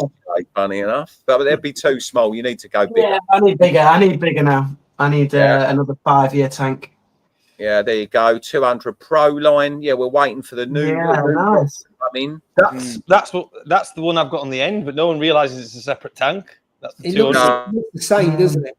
Yeah, the Pro line's amazing. I love the Pro lines. Yeah, I love DD tanks. There we go. Yeah, they're amazing. They look the quality of them is unreal. They look so nice, but they don't do a peninsula, so that's just like frustrating. Well, you can get it made, so they will make you. I think So there was. Someone had a 5-foot peninsula made by DD. I think it was a one-off, but certainly when they make them, Paul, they could probably do a bespoke one. But of course, it's going to cost you more probably than an off-the-shelf one, Jay. Or maybe not. I don't know. Look at his eyes light up. Maybe not. I've got a blue light card for teachers, so I'll use that. Yeah, but you know what? You've got an offer there, Jay. You've got an offer. That you give you a look. I'm sure Matt. He's got a beautiful tank. To be fair, his DD is really nice. That's the perfect size, but. Yeah, I really want the peninsula though. That's the thing. He wants a bigger one, and maybe he's going to donate it free of charge because he knows you're a school teacher. You might come out in sympathy. All right, here we go. That is, Matty, really nice tank. It's a rare thing when the wife's the one pushing for it. Well, you've got two people. We've got 2 people 50%. Tonight where you've got women behind you that are really encouraging you to go bigger. Are you not getting the message, guys? I don't think we're big enough, Paul. I don't think we're big enough. That's the issue. I get more than encouragement. I get abuse on that, as you know. Yeah. But and then Gil's Aquarium. Peninsula is such amazing stuff, Jay. You won't regret it. Yeah, absolutely. Apex bills with. No, that's true. You don't have to. You don't have to. I mean, shall I spill the beans? I'm setting up a new tank at home as if I didn't have enough of this all day long. Yeah. I'm just converting. Ange has claimed 50% of my man cave. Okay. She wants it as a bar, right? So I've had to where the seahorses used to live is now being currently converted to in the garage. What used to be a garage, half of it is a bar for Flange's bar, and the other half is going to be. I've been limited to a little square about this area now, but I'm going to be doing something similar to what I've got behind me, but it's going to have no sump. I'm going to do it completely old school with tons internals. So I'll be doing a tons wave box with a tons filter and a tons internal skimmer. and I'm just going to do it with live rock like I used to do years ago. And I think that's the thing, you know, sometimes, but joking aside, Jay, you really can put a decent tank off. Doesn't have to have, like Gil's saying there, Liam's saying, you don't have to. You honestly, I had some amazing aquariums before I had sumps. Yeah. So, you know, I'm going to deliberately pull off the tank to show people you don't need to go mental. I'm still got Neptune on it because I want to monitor it because I travel a lot. So that is one element of it that you could argue and say is technical. But I'm actually going for the idea, and it will have an ATO on it. It will have an auto top up on it. But other than that, I'm going to keep it all in the glass box. And I mean, I really enjoy this little thing. It's a lovely little tank, that, Paul. Yeah, it's beautiful. It's just nothing to it. It's a handful of macroalgae, a mangrove or two, and I've just kept it very naturalistic looking. You know, I don't want any complicated. When I leave this place with all of what you see when you're here, you know, the last thing I want is another sump and another this and another that. So I can't be without my fish at home. But so new tanks coming soon. But my one's not very big. It's only about 4 feet. Yeah, and you talk about basic tanks. My Max Nano Peninsula, I've now not had a skimmer on it for 6 months. I've just got ATO, like you say. I'm still manually dosing Love2Reef every day, and sometimes I forget, but it seems to be okay. So the ATO is the only automation, and I've got a DD controller because I think they're absolutely fantastic and they're lifesavers in terms of that. So I've taken everything. I've got the sponge and the filter sock, and it's still doing pretty well considering all the dust and dirt. I'm surprised. Both of my tanks are still going. I think there's one thing I would say that those people that maybe, if we're going to talk about sort of budget reef aquariums briefly, right, the one factor that you can't skimp on, I believe, is lighting. Light is that's the one area. So you can have a glass box with no sump with some circulation pumps and a bit of live. I mean, live rock is what's letting people down. If you all had access to live rock, you find it so much more simpler. You know, setting up with dead rock, you've got to have the level of patience for it. So, but other than that, as I said, that's the whole point. This tank I'm doing next, I just really don't want to have all of that complexity and what have you. And it doesn't have to break the bank either. I've just had a 4x2 by whatever quote. I think the retail on it would be about £400 or £500 for a glass box that's 10 or 12 mil. And then what equipment I have around me, I know I've always got spare equipment and things like that. So we should be there. Right. So what we got there, just seen guppies, 20 pence each in Thailand. Just need to buy a few thousand to make it work out. And Johnny Wright's back in the room again. I don't know if Johnny, I don't know if you know, John, but you came up in my stars of Love2Reef, along with Harriet, the Mike from Finest, the clown, Harriet the clown, Banana Rama, the East Coast Reefer. Johnny Wright, you came up in it, John, for your donation of the mugs to Exodus, for them to turn that into extra money for Love2Reef. It's I don't think any of these Love2Reef events or any of these events would be the same without John Wright, and I'm sure we'd all agree. No, absolutely. We're going back to tank talk again. I've just got a DD 900 for £150. Wow, bargain. That's a nice tank as well. That's a top tank. I had mine for 5 years, and I got all the tanks I've had. It's my favourite. And when I sold it, it looked exactly the same as it did on day one. Well, not on day one, because I broke the weir, if you remember, Paul, and I had to go get it amended. But as a tank, it's, I don't say bulletproof, but I think top quality as an off-the-shelf tank. Yeah. That's and nice. you get quite a few finishes now, because of course you've got the gloss finishes and you've got the cheaper satin finishes as well. So they're DD tanks, it's on the shadow. Here we go, Jay. How about that, mate? We'll give you some corals to fill it. Hey, Tim, nice. Yeah, a lot of love for Jay. Super kind. Yeah. Cheers, buddy. Right, what we got there? Thank you. I have the DD 900. Wants another one. Yeah, lovely tank. Yeah. They are. I think they look the best, personally. Yeah. Bearded Reef has just popped in the chat. Hey, Ross. Yeah. Hello, mate. Hey, Ross. Good to see I you, remember mate. rightly, if I remember rightly, Jay Paul, the bearded Reef, he was the original live stream. It was with you, Mogsy, and him, wasn't it, Ross? Wasn't it? All of us, Such a great guy. The original 4. Yeah. There we go. I'm moving on to a peninsula. Present tank is a 6x2x2x2 by 2'5", 20 years old. Bit right about it's bloody hell, 20 years. Well, I'm going to guess, Martin, that you've got a proper sea bray. That's what I'm going to say. I bet you he's got a sea bray. And of course, sea bray are who behind DD's manufacturing. So you're not supposed to say that, are you, Paul? I was told. I'm past caring about what I'm supposed to say nowadays. I don't. I've given up. What's the life expectancy of a tank, Paul? Should be well. Seabray used to say years ago that 10 years is like they were 10 years would be really on the, but when you look at that so for me the lifetime of an aquarium should be with a braced aquarium 10 years. 10 years on a rimless aquarium. You've got a lot more forces. There's a lot less. It doesn't matter how thick the glass is, it's still not as good as a braced aquarium. And I've been trying to drive the industry down the road again of come on, let's get out this rimless game for a bit. Yeah, I'm bored to death with it personally. You know, I am actually having a rimless tank made, but I'm going to trim it.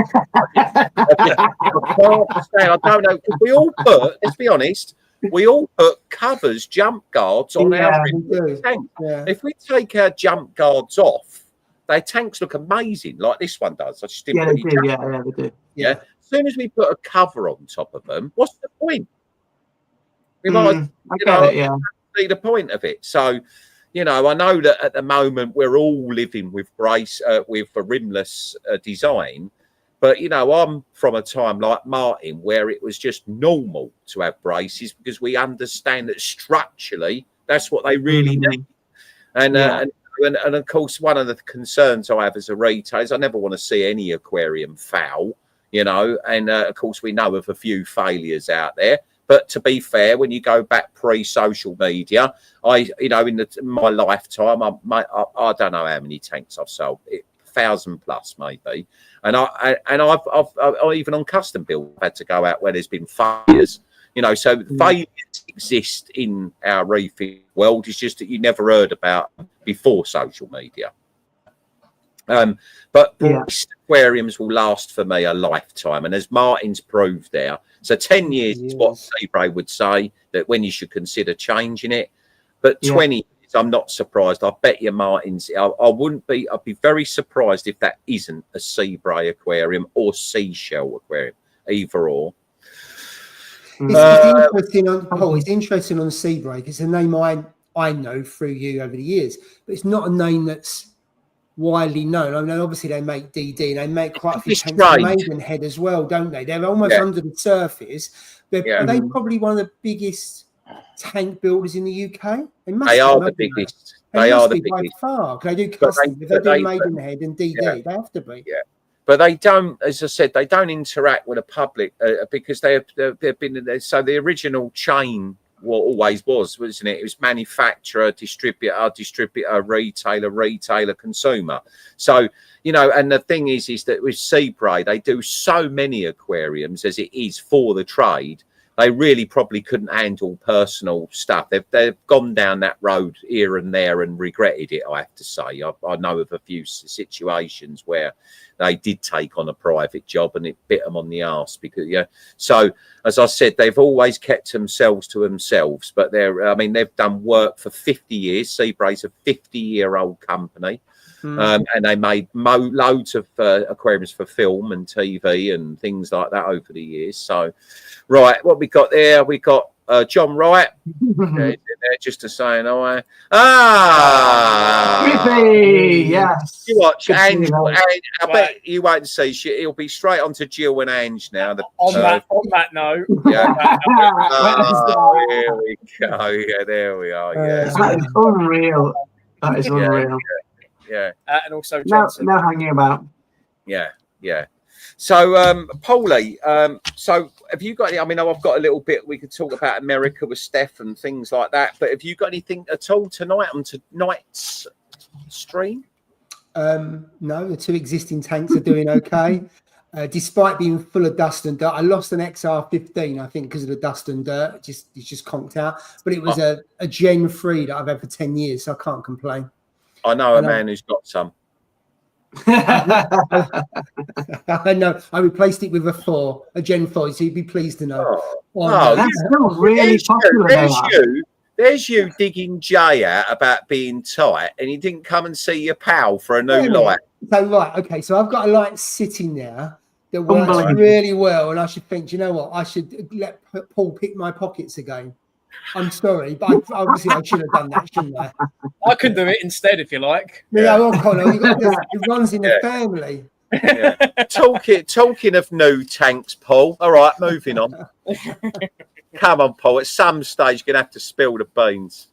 Yeah, so it's in progress. It's work in progress at the moment, Paul. All right, he's not letting you know, Jay, but he's up to something, Jay. Maybe you have to. Has he got a plan going on? Has he got a plan? I'll let you grill him later on in your WhatsApp. Is it Polo's Reef? Is it in the UK? Is that what's going on here? Yeah, right. He's got the room for it in that extension, Mark. No, a new tank is not going out there. It's going. That's what Andrew did. He built that extra bit of house to put his tank in. You've done exactly the same. He actually built the house around the tank, didn't he? Because the tank came in first, and then the house was built around it from some of the really old videos. So you built the house for the tank. No, I'm getting a new tank, but it's got nothing to do with what's happened there. Yeah, Steph, I'm sure that you are. I'm sure that you aren't having any more tanks now. Not with your new frag coming along and your trip. Surely you're not having any more tanks. No, definitely not. To be honest, it's running them. That's we have our finance meetings every so often. She'll come in with the electric bill and go, yeah, and I'm going, okay. So I'm thinking of doing something with the social side of things, setting up some bits to try and, I don't know, monetize the trips and stuff to put up, because it's costing a lot of money to do the trips. It's costing a lot of money to do the tanks, to try. If people want enjoying the content and stuff, then I'll try and do something which is, gets people involved a bit more. There's all these things, you'll have seen it on social media where you can subscribe to channels for exclusive stuff. I don't want a paywall there. I don't want to do that. So I'm still working out what to do, because we are talking about potentially shutting down one of the systems. But you look at them and you think, well, it won't be the same without any of them now, Yeah. It's really expensive. Are you paying for your trip yourself then to Indonesia? Are you funding that trip? Pretty much, yeah. I'm quite fortunate in sort of like getting over there sort of thing. But I don't like doing stuff really. It's I like to contribute something, whether or not that's in a work capacity, videography or something. Yeah. But yeah, pretty much. I'm paying for sort of like digs and stuff, but flights, fortunately, are covered. So I've saved a massive expense with that. That's good. But over there, obviously, the hours of capturing the content, the hours of editing the content, and it's not just editing the content. I like to turn stuff around pretty quickly, so we can get it out. So people feel like I've captured the event sort of at the time. And actually, on that note, I am going to be doing a monthly live stream, which Paul has pushed me to do for some time now. But I am committing to a monthly live stream, and I'm thinking of the first one being on the Friday as I end the trip, as like a debrief on the Indonesia sort of like trip and what I've learned before I actually put the documentary, which is a big thing to call it, I guess. But so I don't know. It's there's a lot of things going on. You'll know. When is the live stream? What date? So that'll probably be the Friday. Probably the Friday. I need to work out the times and stuff, because I don't want to be just going live on the first one if it's going to be a dead attendance. But it'll probably be on the 20th of June. So I don't know yet. I'll put something out. But then actually, when I get back, it's going to be a monthly thing that I'm doing. So I'm contacting people already, coral farmers and people in the industry, to come on once a month. Nice. It's going to be a monthly thing, just a monthly thing. I can't. Unfortunately, the only reason I haven't done it is because I've got 4 kids now. Yeah. Four tanks. We've just moved house. I can't commit to even tonight. I've got kids. The glass here, there's kids coming up to the glass like,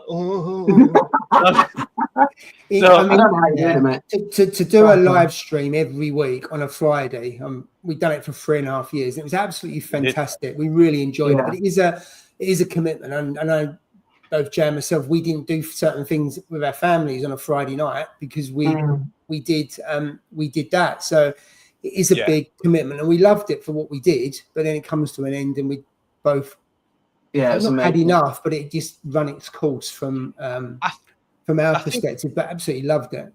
It's difficult, isn't it? Because it's like, as a content creator, you'll all have seen Instagram, and I put posts out regularly. But how much can you do with a fish tank which you can't piss about with that much? You've got fish and corals in there that need to be in there growing out. What are you updating on every day? So I've actually reduced the output on Instagram deliberately now to 2 to 3 times a week. And now I'm focusing on the YouTube stuff because of that reason, Paul. You can't commit to it when you run a fish tank. It's not like I'm going to a cafe and doing food reviews and stuff like that. Yeah. So the monthly videos, I'm just waiting on confirmation of co-hosts, which is another thing, and then guests, and I'll literally line up the 12-month period and see how it goes. But it should be pretty good. I've got some pretty good stuff.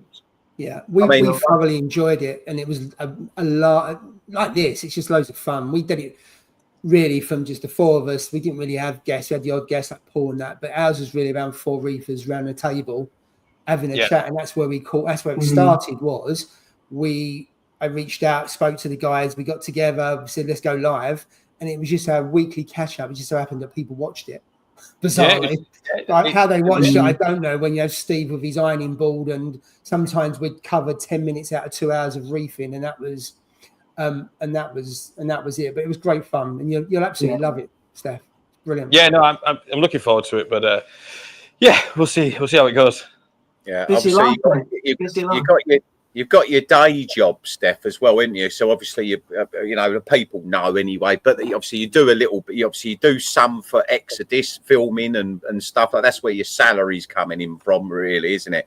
But I think everyone knows Exodus now on social media. Yeah. You've done a great job in raising their profile because they're a fantastic company that Paul's known for donkey's years. I've known for a short period of time, as in 8-9 years, and I think they're fantastic on the service side. And you know what? That, I think they are the coolest guys to work with. They are true hobbyists, and it's just a coincidence that they happen to have some of the best products. Because I did a video which I released the other day, and I've had a bit of crap from it. People saying that I'm bought and I'm biased.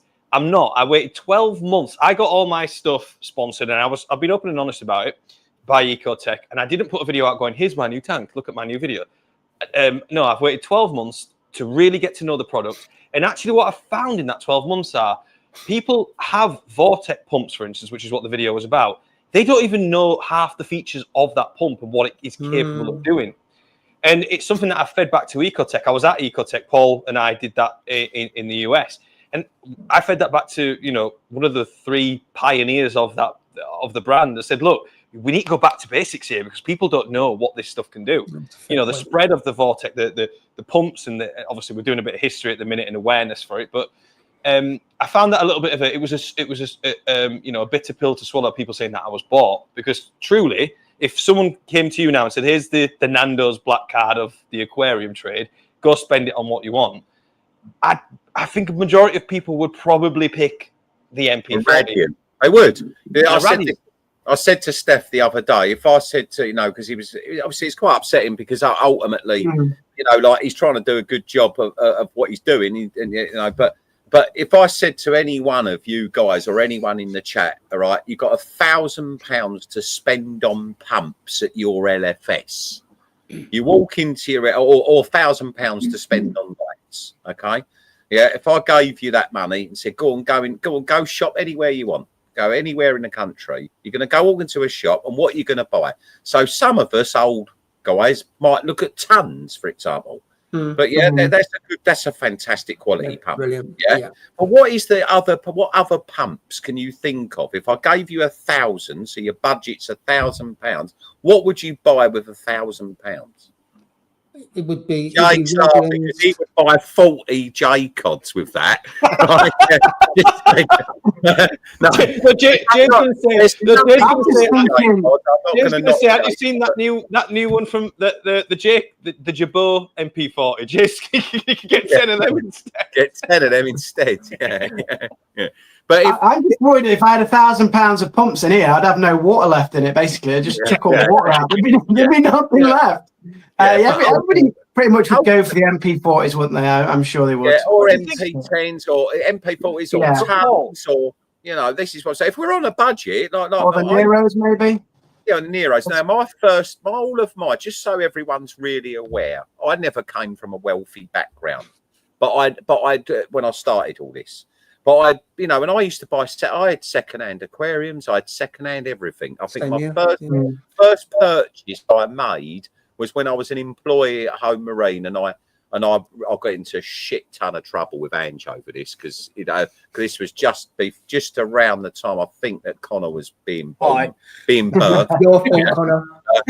I spent back then, I think, £1,700 on that's 27 years ago on a Deltec laminate aquarium, right? And that was my first ever major purchase, if you like. But all of my lighting and everything prior to that was bought on the second-hand market. So even in the second-hand world, if I turn around and said to you, okay, well, there's £500, now go shopping in the second-hand world on eBay and places like that, you know, you're going to buy the very best that you can. And when you think of the very best pumps or the very best lights, we are talking still, aren't we, about things like AI, Hydra, we're talking about Radium, we're talking about Vortex, we're talking about tons, you know, nowadays you've got more options than ever.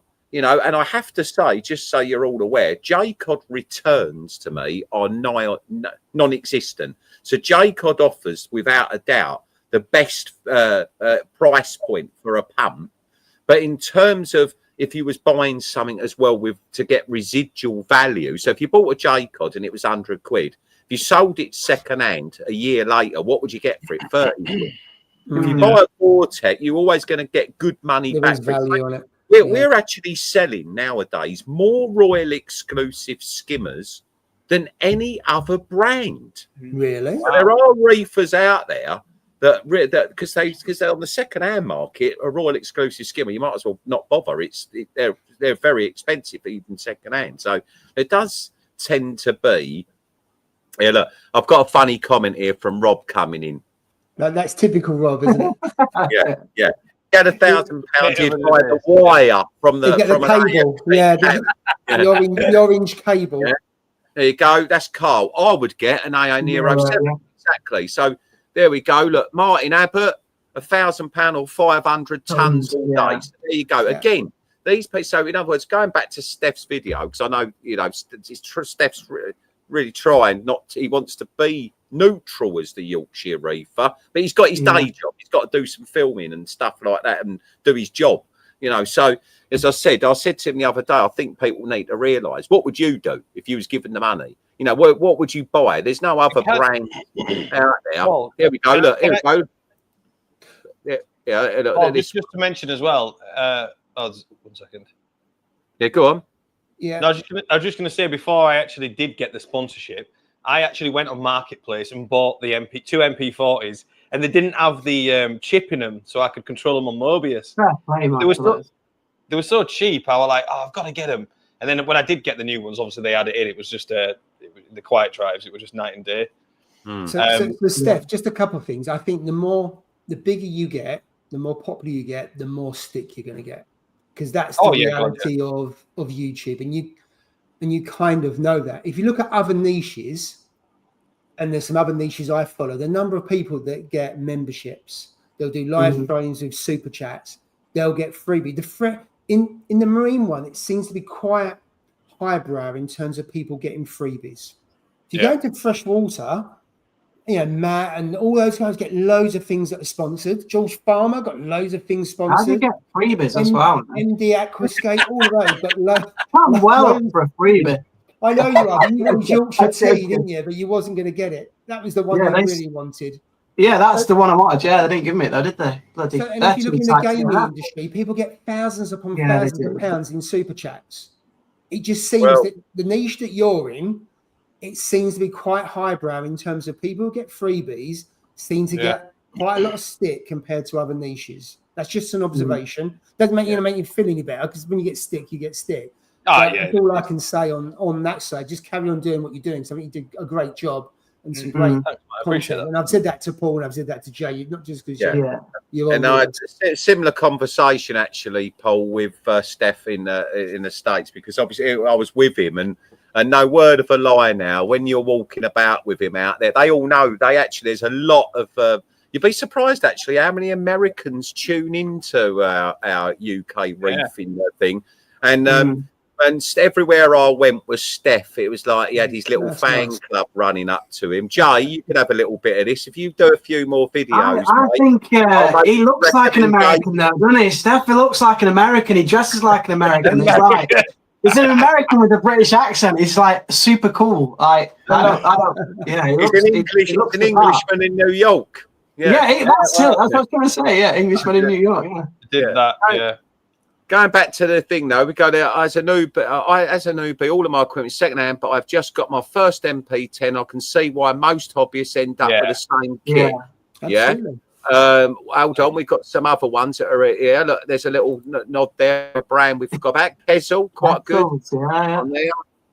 He's always loved this Pezzle. 100% of our setup second-hand. Radian Gem 5.6s, MP40s, gyros. You name it, we didn't buy it. No, it's taken 2 years to get the kit second-hand, but it's really top end. So that's what I'm saying. You know, even as a retailer, the second-hand market is thriving out there, and people would still choose on the second-hand market those brands. So I don't think you really need to be worried about too much, Steph. I just think is there. No. But here we go. Rob would fill his helicopter with fuel. Here we go. Haley Barr. Hello, Haley. There was someone else, Paul, that we forgot in our thanks, and I know that you want to give this lady a real special thanks. Oh, of course, yes, Shamila. So Shamila and Michael, because Michael's in the chat as well for the frag swap. I mean, the frag swap was nuts. If you was on the WhatsApp group, we done, I think it was 200 swaps, or you did 200 swaps, Shamila. So it was huge in terms of the number of people that were swapping. There was loads of people giving corals away, which again is the essence, which started at Coral Freaks, didn't it? When you did it with Lee back in 2019, and we picked it up again in 2022. So it's kind of almost a staple food as part of Love2Reef, that people swap and give away corals, which is the essence of it as well. So a massive thank you for those guys and also helping tidy up, because Gaz as well, who known for years, he stays behind and he helps tidy up. So there was me, Jill, Shamila, Michael, and Gaz that were tidying up at the end of it, which is a massive help. As you know, Paul, when you've got to tidy up these shows, there's a lot of crap to get rid of and that. So absolutely. And of course, we get such little time to shut down. It takes us all day to set up, and then we get like an hour to close the bleeding site, which is by 5 o'clock we have to be out, and it finishes at 3:30, and you've got to wait till everyone's gone before you can sweep and all that kind of stuff. So I'm just going to slip this little comment in here because I just think it's funny. and with the other multi-millionaire as well. I'll carry your bags for free, Stephanie. Hey, Rob might come out there with you if you're lucky. Rob you out there on his own jet. He's like the Andrew Sadler of the UK. I tell you what, actually, his is one of the tanks that I need to message him, because over the summer I'm going to be doing some tank stuff, and I want to do a couple more tours. It's brilliant, lovely tank. It's huge, isn't it? It's fish collecting's unreal. Just let me know if that's okay in the next comment, and then you can carry the bags for me in the camera kit. Can I say thank you as well? It sounds like I'm going to be sucking up a little bit, but I want to say thank you to AAC, right? Because every time I go down there, like the hospitality of you guys, and your staff and how you make the customers feel, it's a pretty special place. Like I like think it's like old-fashioned Britain, like the customer service that you guys put on, and you know you can't do enough for the people that go in that shop and buy the products and stuff like that. It's just super friendly. You go the extra mile, and it's like a credit to you, Paul, and your team that you've got. You know, you don't get that customer service in Britain anymore, but you still get it at AAC, and it's pretty special. And I'm sure everybody in the chat who's been there will know what I'm talking about. It's funny because that's what it's all about, Jay. I want, you know, for absolutely all of my career, I've been reinforced. Why I'm sat here tonight. If I was only interested in money, I'd be at home now with my feet up. And it's I'm as much as an hobbyist as anyone in the room tonight. And you know, today I'll give you an idea of today, right? So today I was putting fish in my pond, and I've got myself a load of rudd and crucian carp. I've got all naturalistic in my pond at home at the moment. You know, that was just one element of today. You know, so I'm still very much into it, right from grassroots level all the way up to advanced. And when you talk about customer service, I always the suppliers hate. There's a few suppliers out there. They'll never actually admit it. There's quite a few suppliers probably. They probably hate me, but they don't hate my wallet. Right. So in other words, because I give them a 3 ton of shit protecting you as hobbyists, if I see something that I don't like or I think's adrift, trust me, they all get to know very quickly about it. As I'm sure Steph has had some insight into that with people. So, right, and you know, so in other words, if something's not right, I'm going to fight your cause as a hobbyist. So I always imagine myself on the other side of the counter. And a funny story was the other day, I went looking for garden furniture for Flange the other day, right, and we went into a business down in Harlow that's just set up, and these 3 school lads that are Connor's age, around 4 years ago, set up in a tiny little business, half the size of the AAC's main store, selling like rejected furniture, garden furniture and beds and chairs, like end of line stuff. Like Next have got fed up with it and they've just punted on the last few models. And I first went in there a few years ago and they didn't have what I wanted, but they were so friendly and really nice. And then I heard about them. They've leaked from this tiny little place into a superstore that's in Harlow that B&M were in previously. And the reason why they got my business is because I got exactly the same service as I would expect any one of you to get when you walk into AAC. He was so good, this young lad who served me, and so caring and wanted to make sure that and in fact, I actually ended up buying something completely different to what I went in there for on his advice. Yeah. And it turned out his advice was 100%. So he's old school. I cannot stand the idea. I think if you can find yourself, it doesn't matter what shop it is, but if you can find yourself an artisan butcher that wants to talk to you about trimming your steak properly, or if you can find, you know, a green grow, go and support. I always say, go and support the people that really care about their sales, whether it's a little hardware store or whether it's. So that is the essence, and that essence, I have to say, I can't take full credit for that, because that's actually my old boss from where I was brought up in the industry as well. So all of this has been handed down to me, and now I'm handing it down to them. You know, so Barry's a great front of house, always makes everyone feel particularly welcome. But likewise, again, I never forget the little people.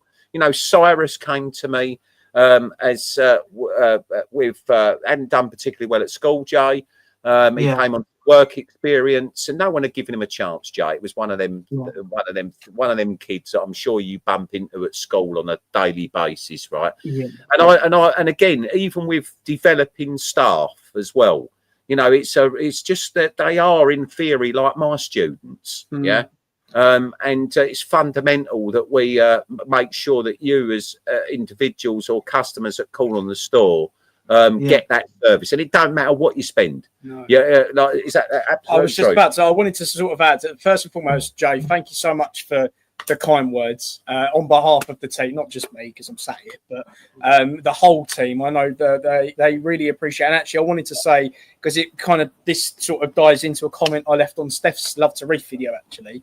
and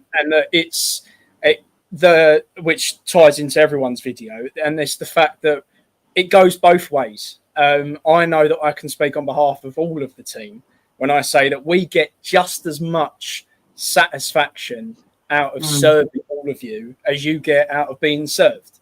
And, you know, whether it's having a laugh on a Friday afternoon with those that pop in, or over the weekend, you know, taking the piss out of Drippy in his weird fashion sense, or, you know, how big Rob's wallet is, or whatever it is, you know, it goes both ways. And you know, we get as much of a crack out of making you lot happy, and whether it's, you know, just you coming in to de-stress after a busy week and look at some fish and nerd out for an hour, or whether, you know, it's actually coming in and enjoying the hustle and bustle.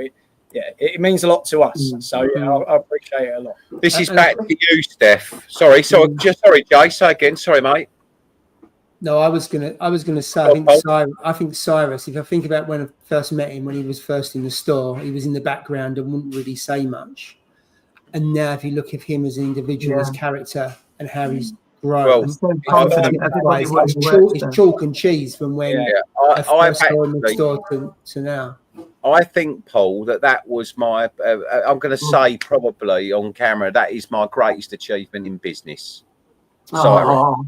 Yeah, because I believe him a chance. You've given him a chance that others haven't.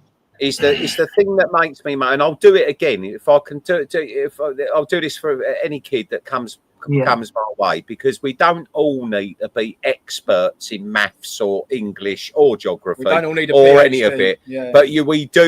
But we do need the opportunity of employers, Jay. We need the employers because not everyone's going to leave and go to university. Someone's got to do the other jobs, you know.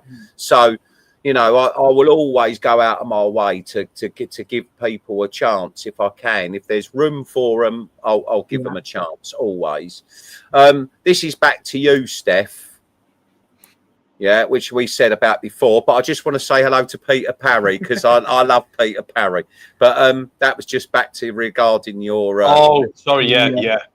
Finally, Mr. Chambers has turned up. I've just spent one day. I was due this year with a family. Yeah, here we are. Tiny violin for him. Little tiny violin for Joe.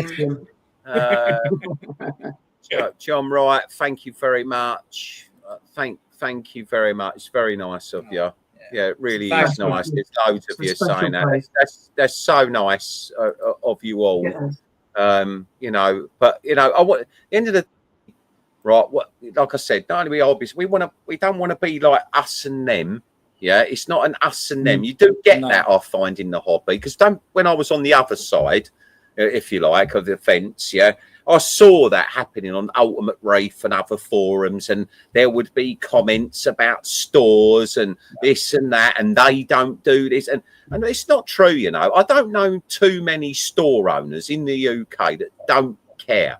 They might at the moment be suffering a lot. They may not have the money to be able to go out and do the flashy stuff that perhaps you see at AAC and other stores that like Finest and Kraken and all these other bigger stores. They might not have the money, but that doesn't mean that you shouldn't support them at their level that they are, because they are you.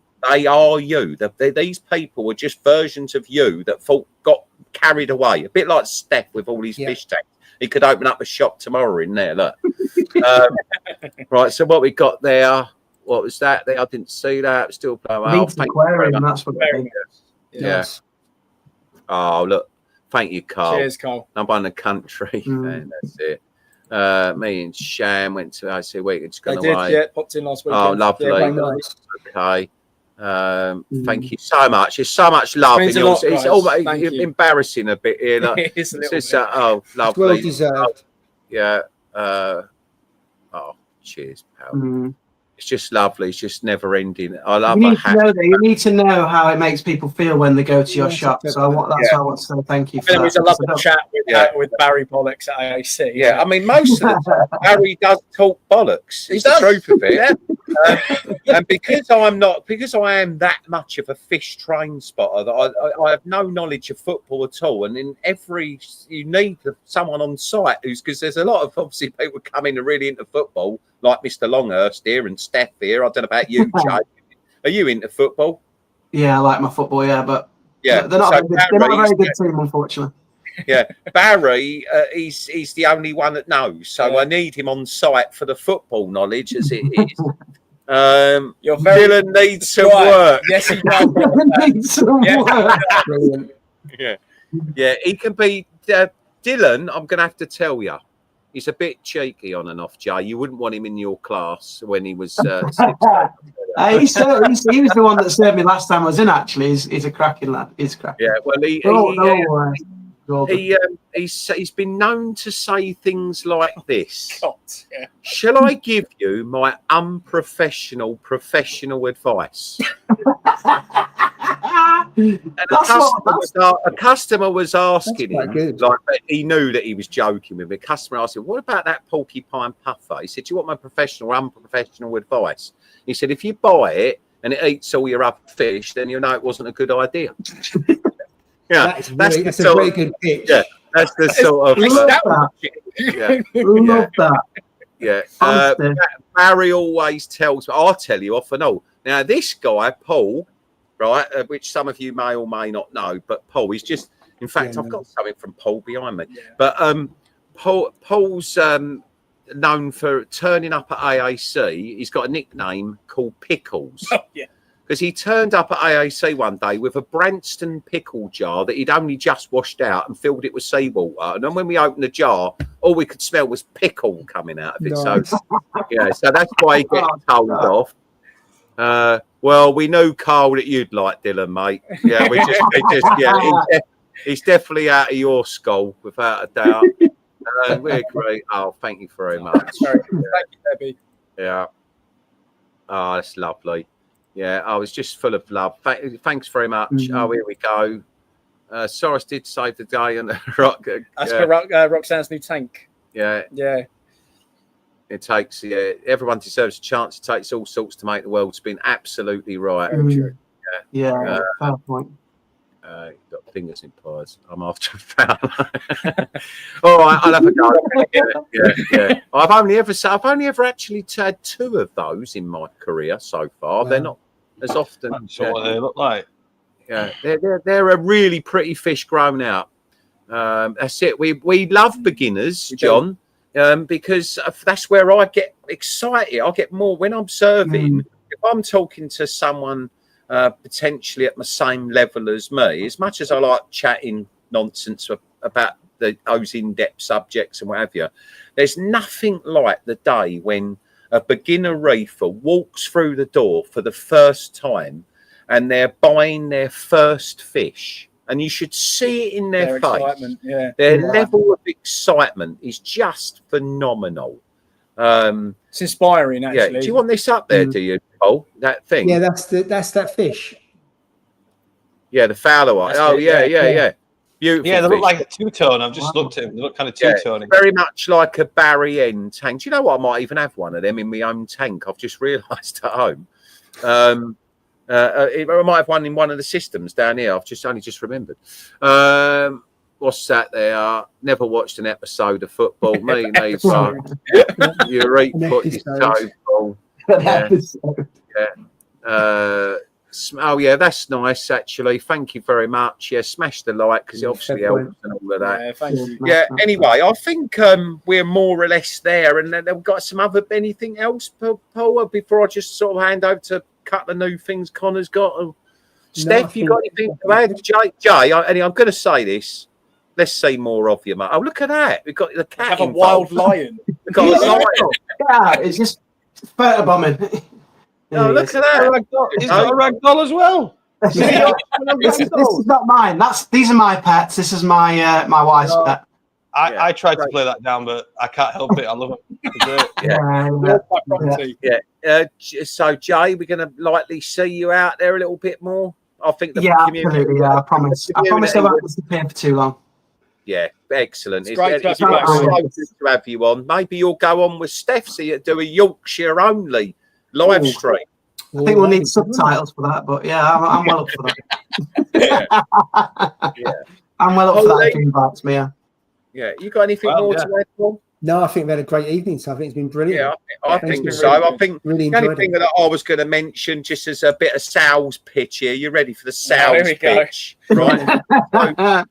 so I've managed to do I don't know if any of you in the room, do you know about a product called Cellcon?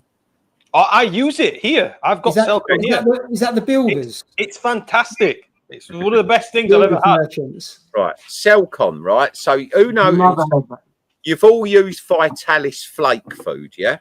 Yeah. No? New era. Jay, you want free stuff, you got to tap us up, ain't you? I'll send you. You need some good food. Right, Vitalis flake food originally was formulated as a clownfish diet. So it was originally called New Era, but it was formulated by Mark Wilson and Tom Noble, still run Vitalis in Yorkshire, I believe, where they produce a food. Well, that food was always pinky orangey coloured, had a lot of shrimp content. That product that Steph's holding up there, I've just managed to do a deal with someone in the States. I've managed to get it at a much lower price than's currently being offered in the UK. It's a really super concentrated vitamin supplement, and I recommend you adding it to your nori or any dried foods, vitamins-wise. Can I just add that I did document a video where I had a poly yellow tang, still don't really know what was up with him, added this to his nori. A few days later, it had cleared up, and just by increasing, and all the colours of the fish, I noticed has significantly improved. Yeah, well, that in some of the compounds in that, like I said, were built around clownfish production, hence why it's got a clown on it again.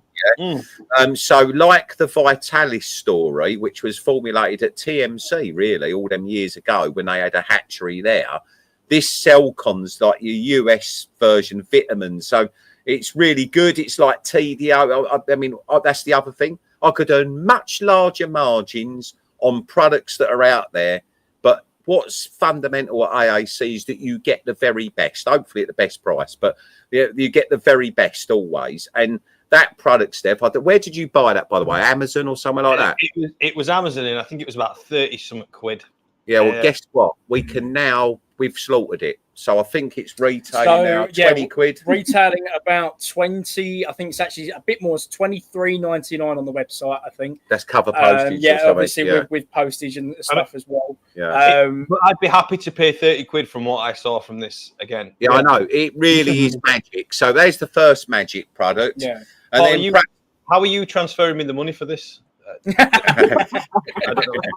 sort it out later. Jay, don't worry, I'm going to start banging Jay some stuff. Here we go. I can't afford to bang you any stuff as well. You're too famous these days. And Paul, to be fair, what with his palace there, I don't need to support him. But Jay, I'll get to you, mate. Don't you worry.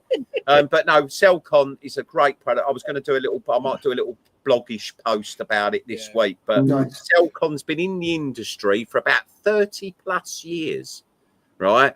And it's widely used across the world in hatcheries and other places like that. We've said, but finally, I've managed to buy enough quantity of it to be able to get it out there at a much lower price. It's been flying off the shelves, actually, as well. Next thing that's new out there at the moment, which we'll probably do a little. I've done a little, shared a little video yesterday. I don't know if anyone's seen it. It's a little bit more top end, this product, but for those people that have got smaller systems like we all have these days, 3 foots and 4 foots, Royal Exclusive have finally made a skimmer for around about 100 to about 300 litres, isn't it?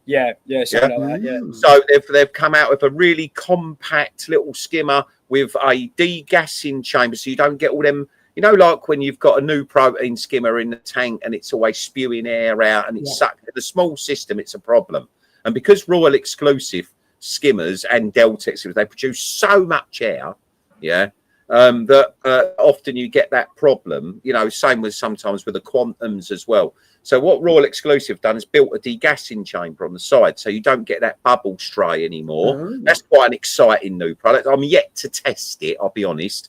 But from the theory and from my experience with Royal Exclusive, that's a pretty good new product. And Connor's just had a shipment in today from Mad March.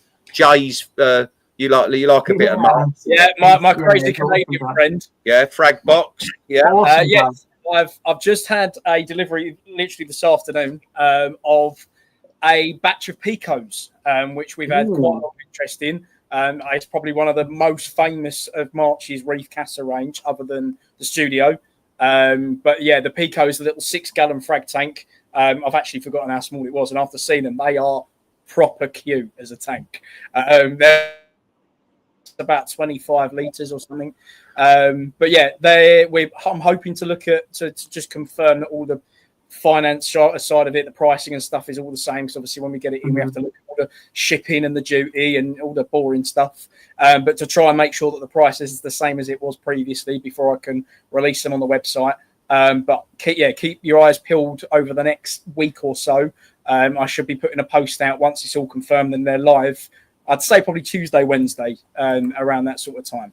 But yeah, so I've got those. They arrived today. So yeah. And Jay, just before we obviously say good night, you should. Yeah, Carl. Yeah, it'd be good to see you back, Carl. But I tell you what, I really like tuning into Carl's tunes every now and then when I'm surfing on Instagram. That's it, I think, chaps. I've got one more thing, Paul. I've forgotten. You know, when we're at the show, you told me what to feed my starfish, but I can't remember what it is. I don't know if you can send me a link over or. It's Vitalis mini grazers, the donuts. If you send me a message tomorrow, don't do it now because I'm that stupid I'll forget. Nag me tomorrow and I'll get you some mini grazers. Yeah. All right, and I'll get them sent up for you to message on the page if you want, Jay, and I can always pick it up in the morning, and I can sort you out the link and stuff. Thank you, mate. All right. Thank you. Just so I've got the product so I can get it or whatever. Thank you. Yeah, no problem. Yeah. Anyway, thank you very, very much, Steph, for coming on again.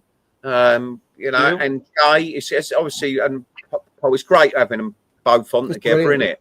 I say you two could be a very on the old live stream. The new Ant and Deck of Reefing. Yeah, Ant and Deck of Reefing. How about that? Yeah. Well, anyway, thanks very much. Thanks for the invite. Thank you. Yeah, thank you. Right, well, anyway, guys, thank you very much, all of you, for joining us in the chat. And thank you, Paul Fish Palace, for putting on a wonderful Love2Reef again. You too. You've done a master job, absolute master job. Thanks to all of you. And all of you that joined in the chat tonight, thank you very much for those really nice comments as well. Thanks very much, guys. Cheers, guys. Night. Good night. Yeah. Thanks for watching.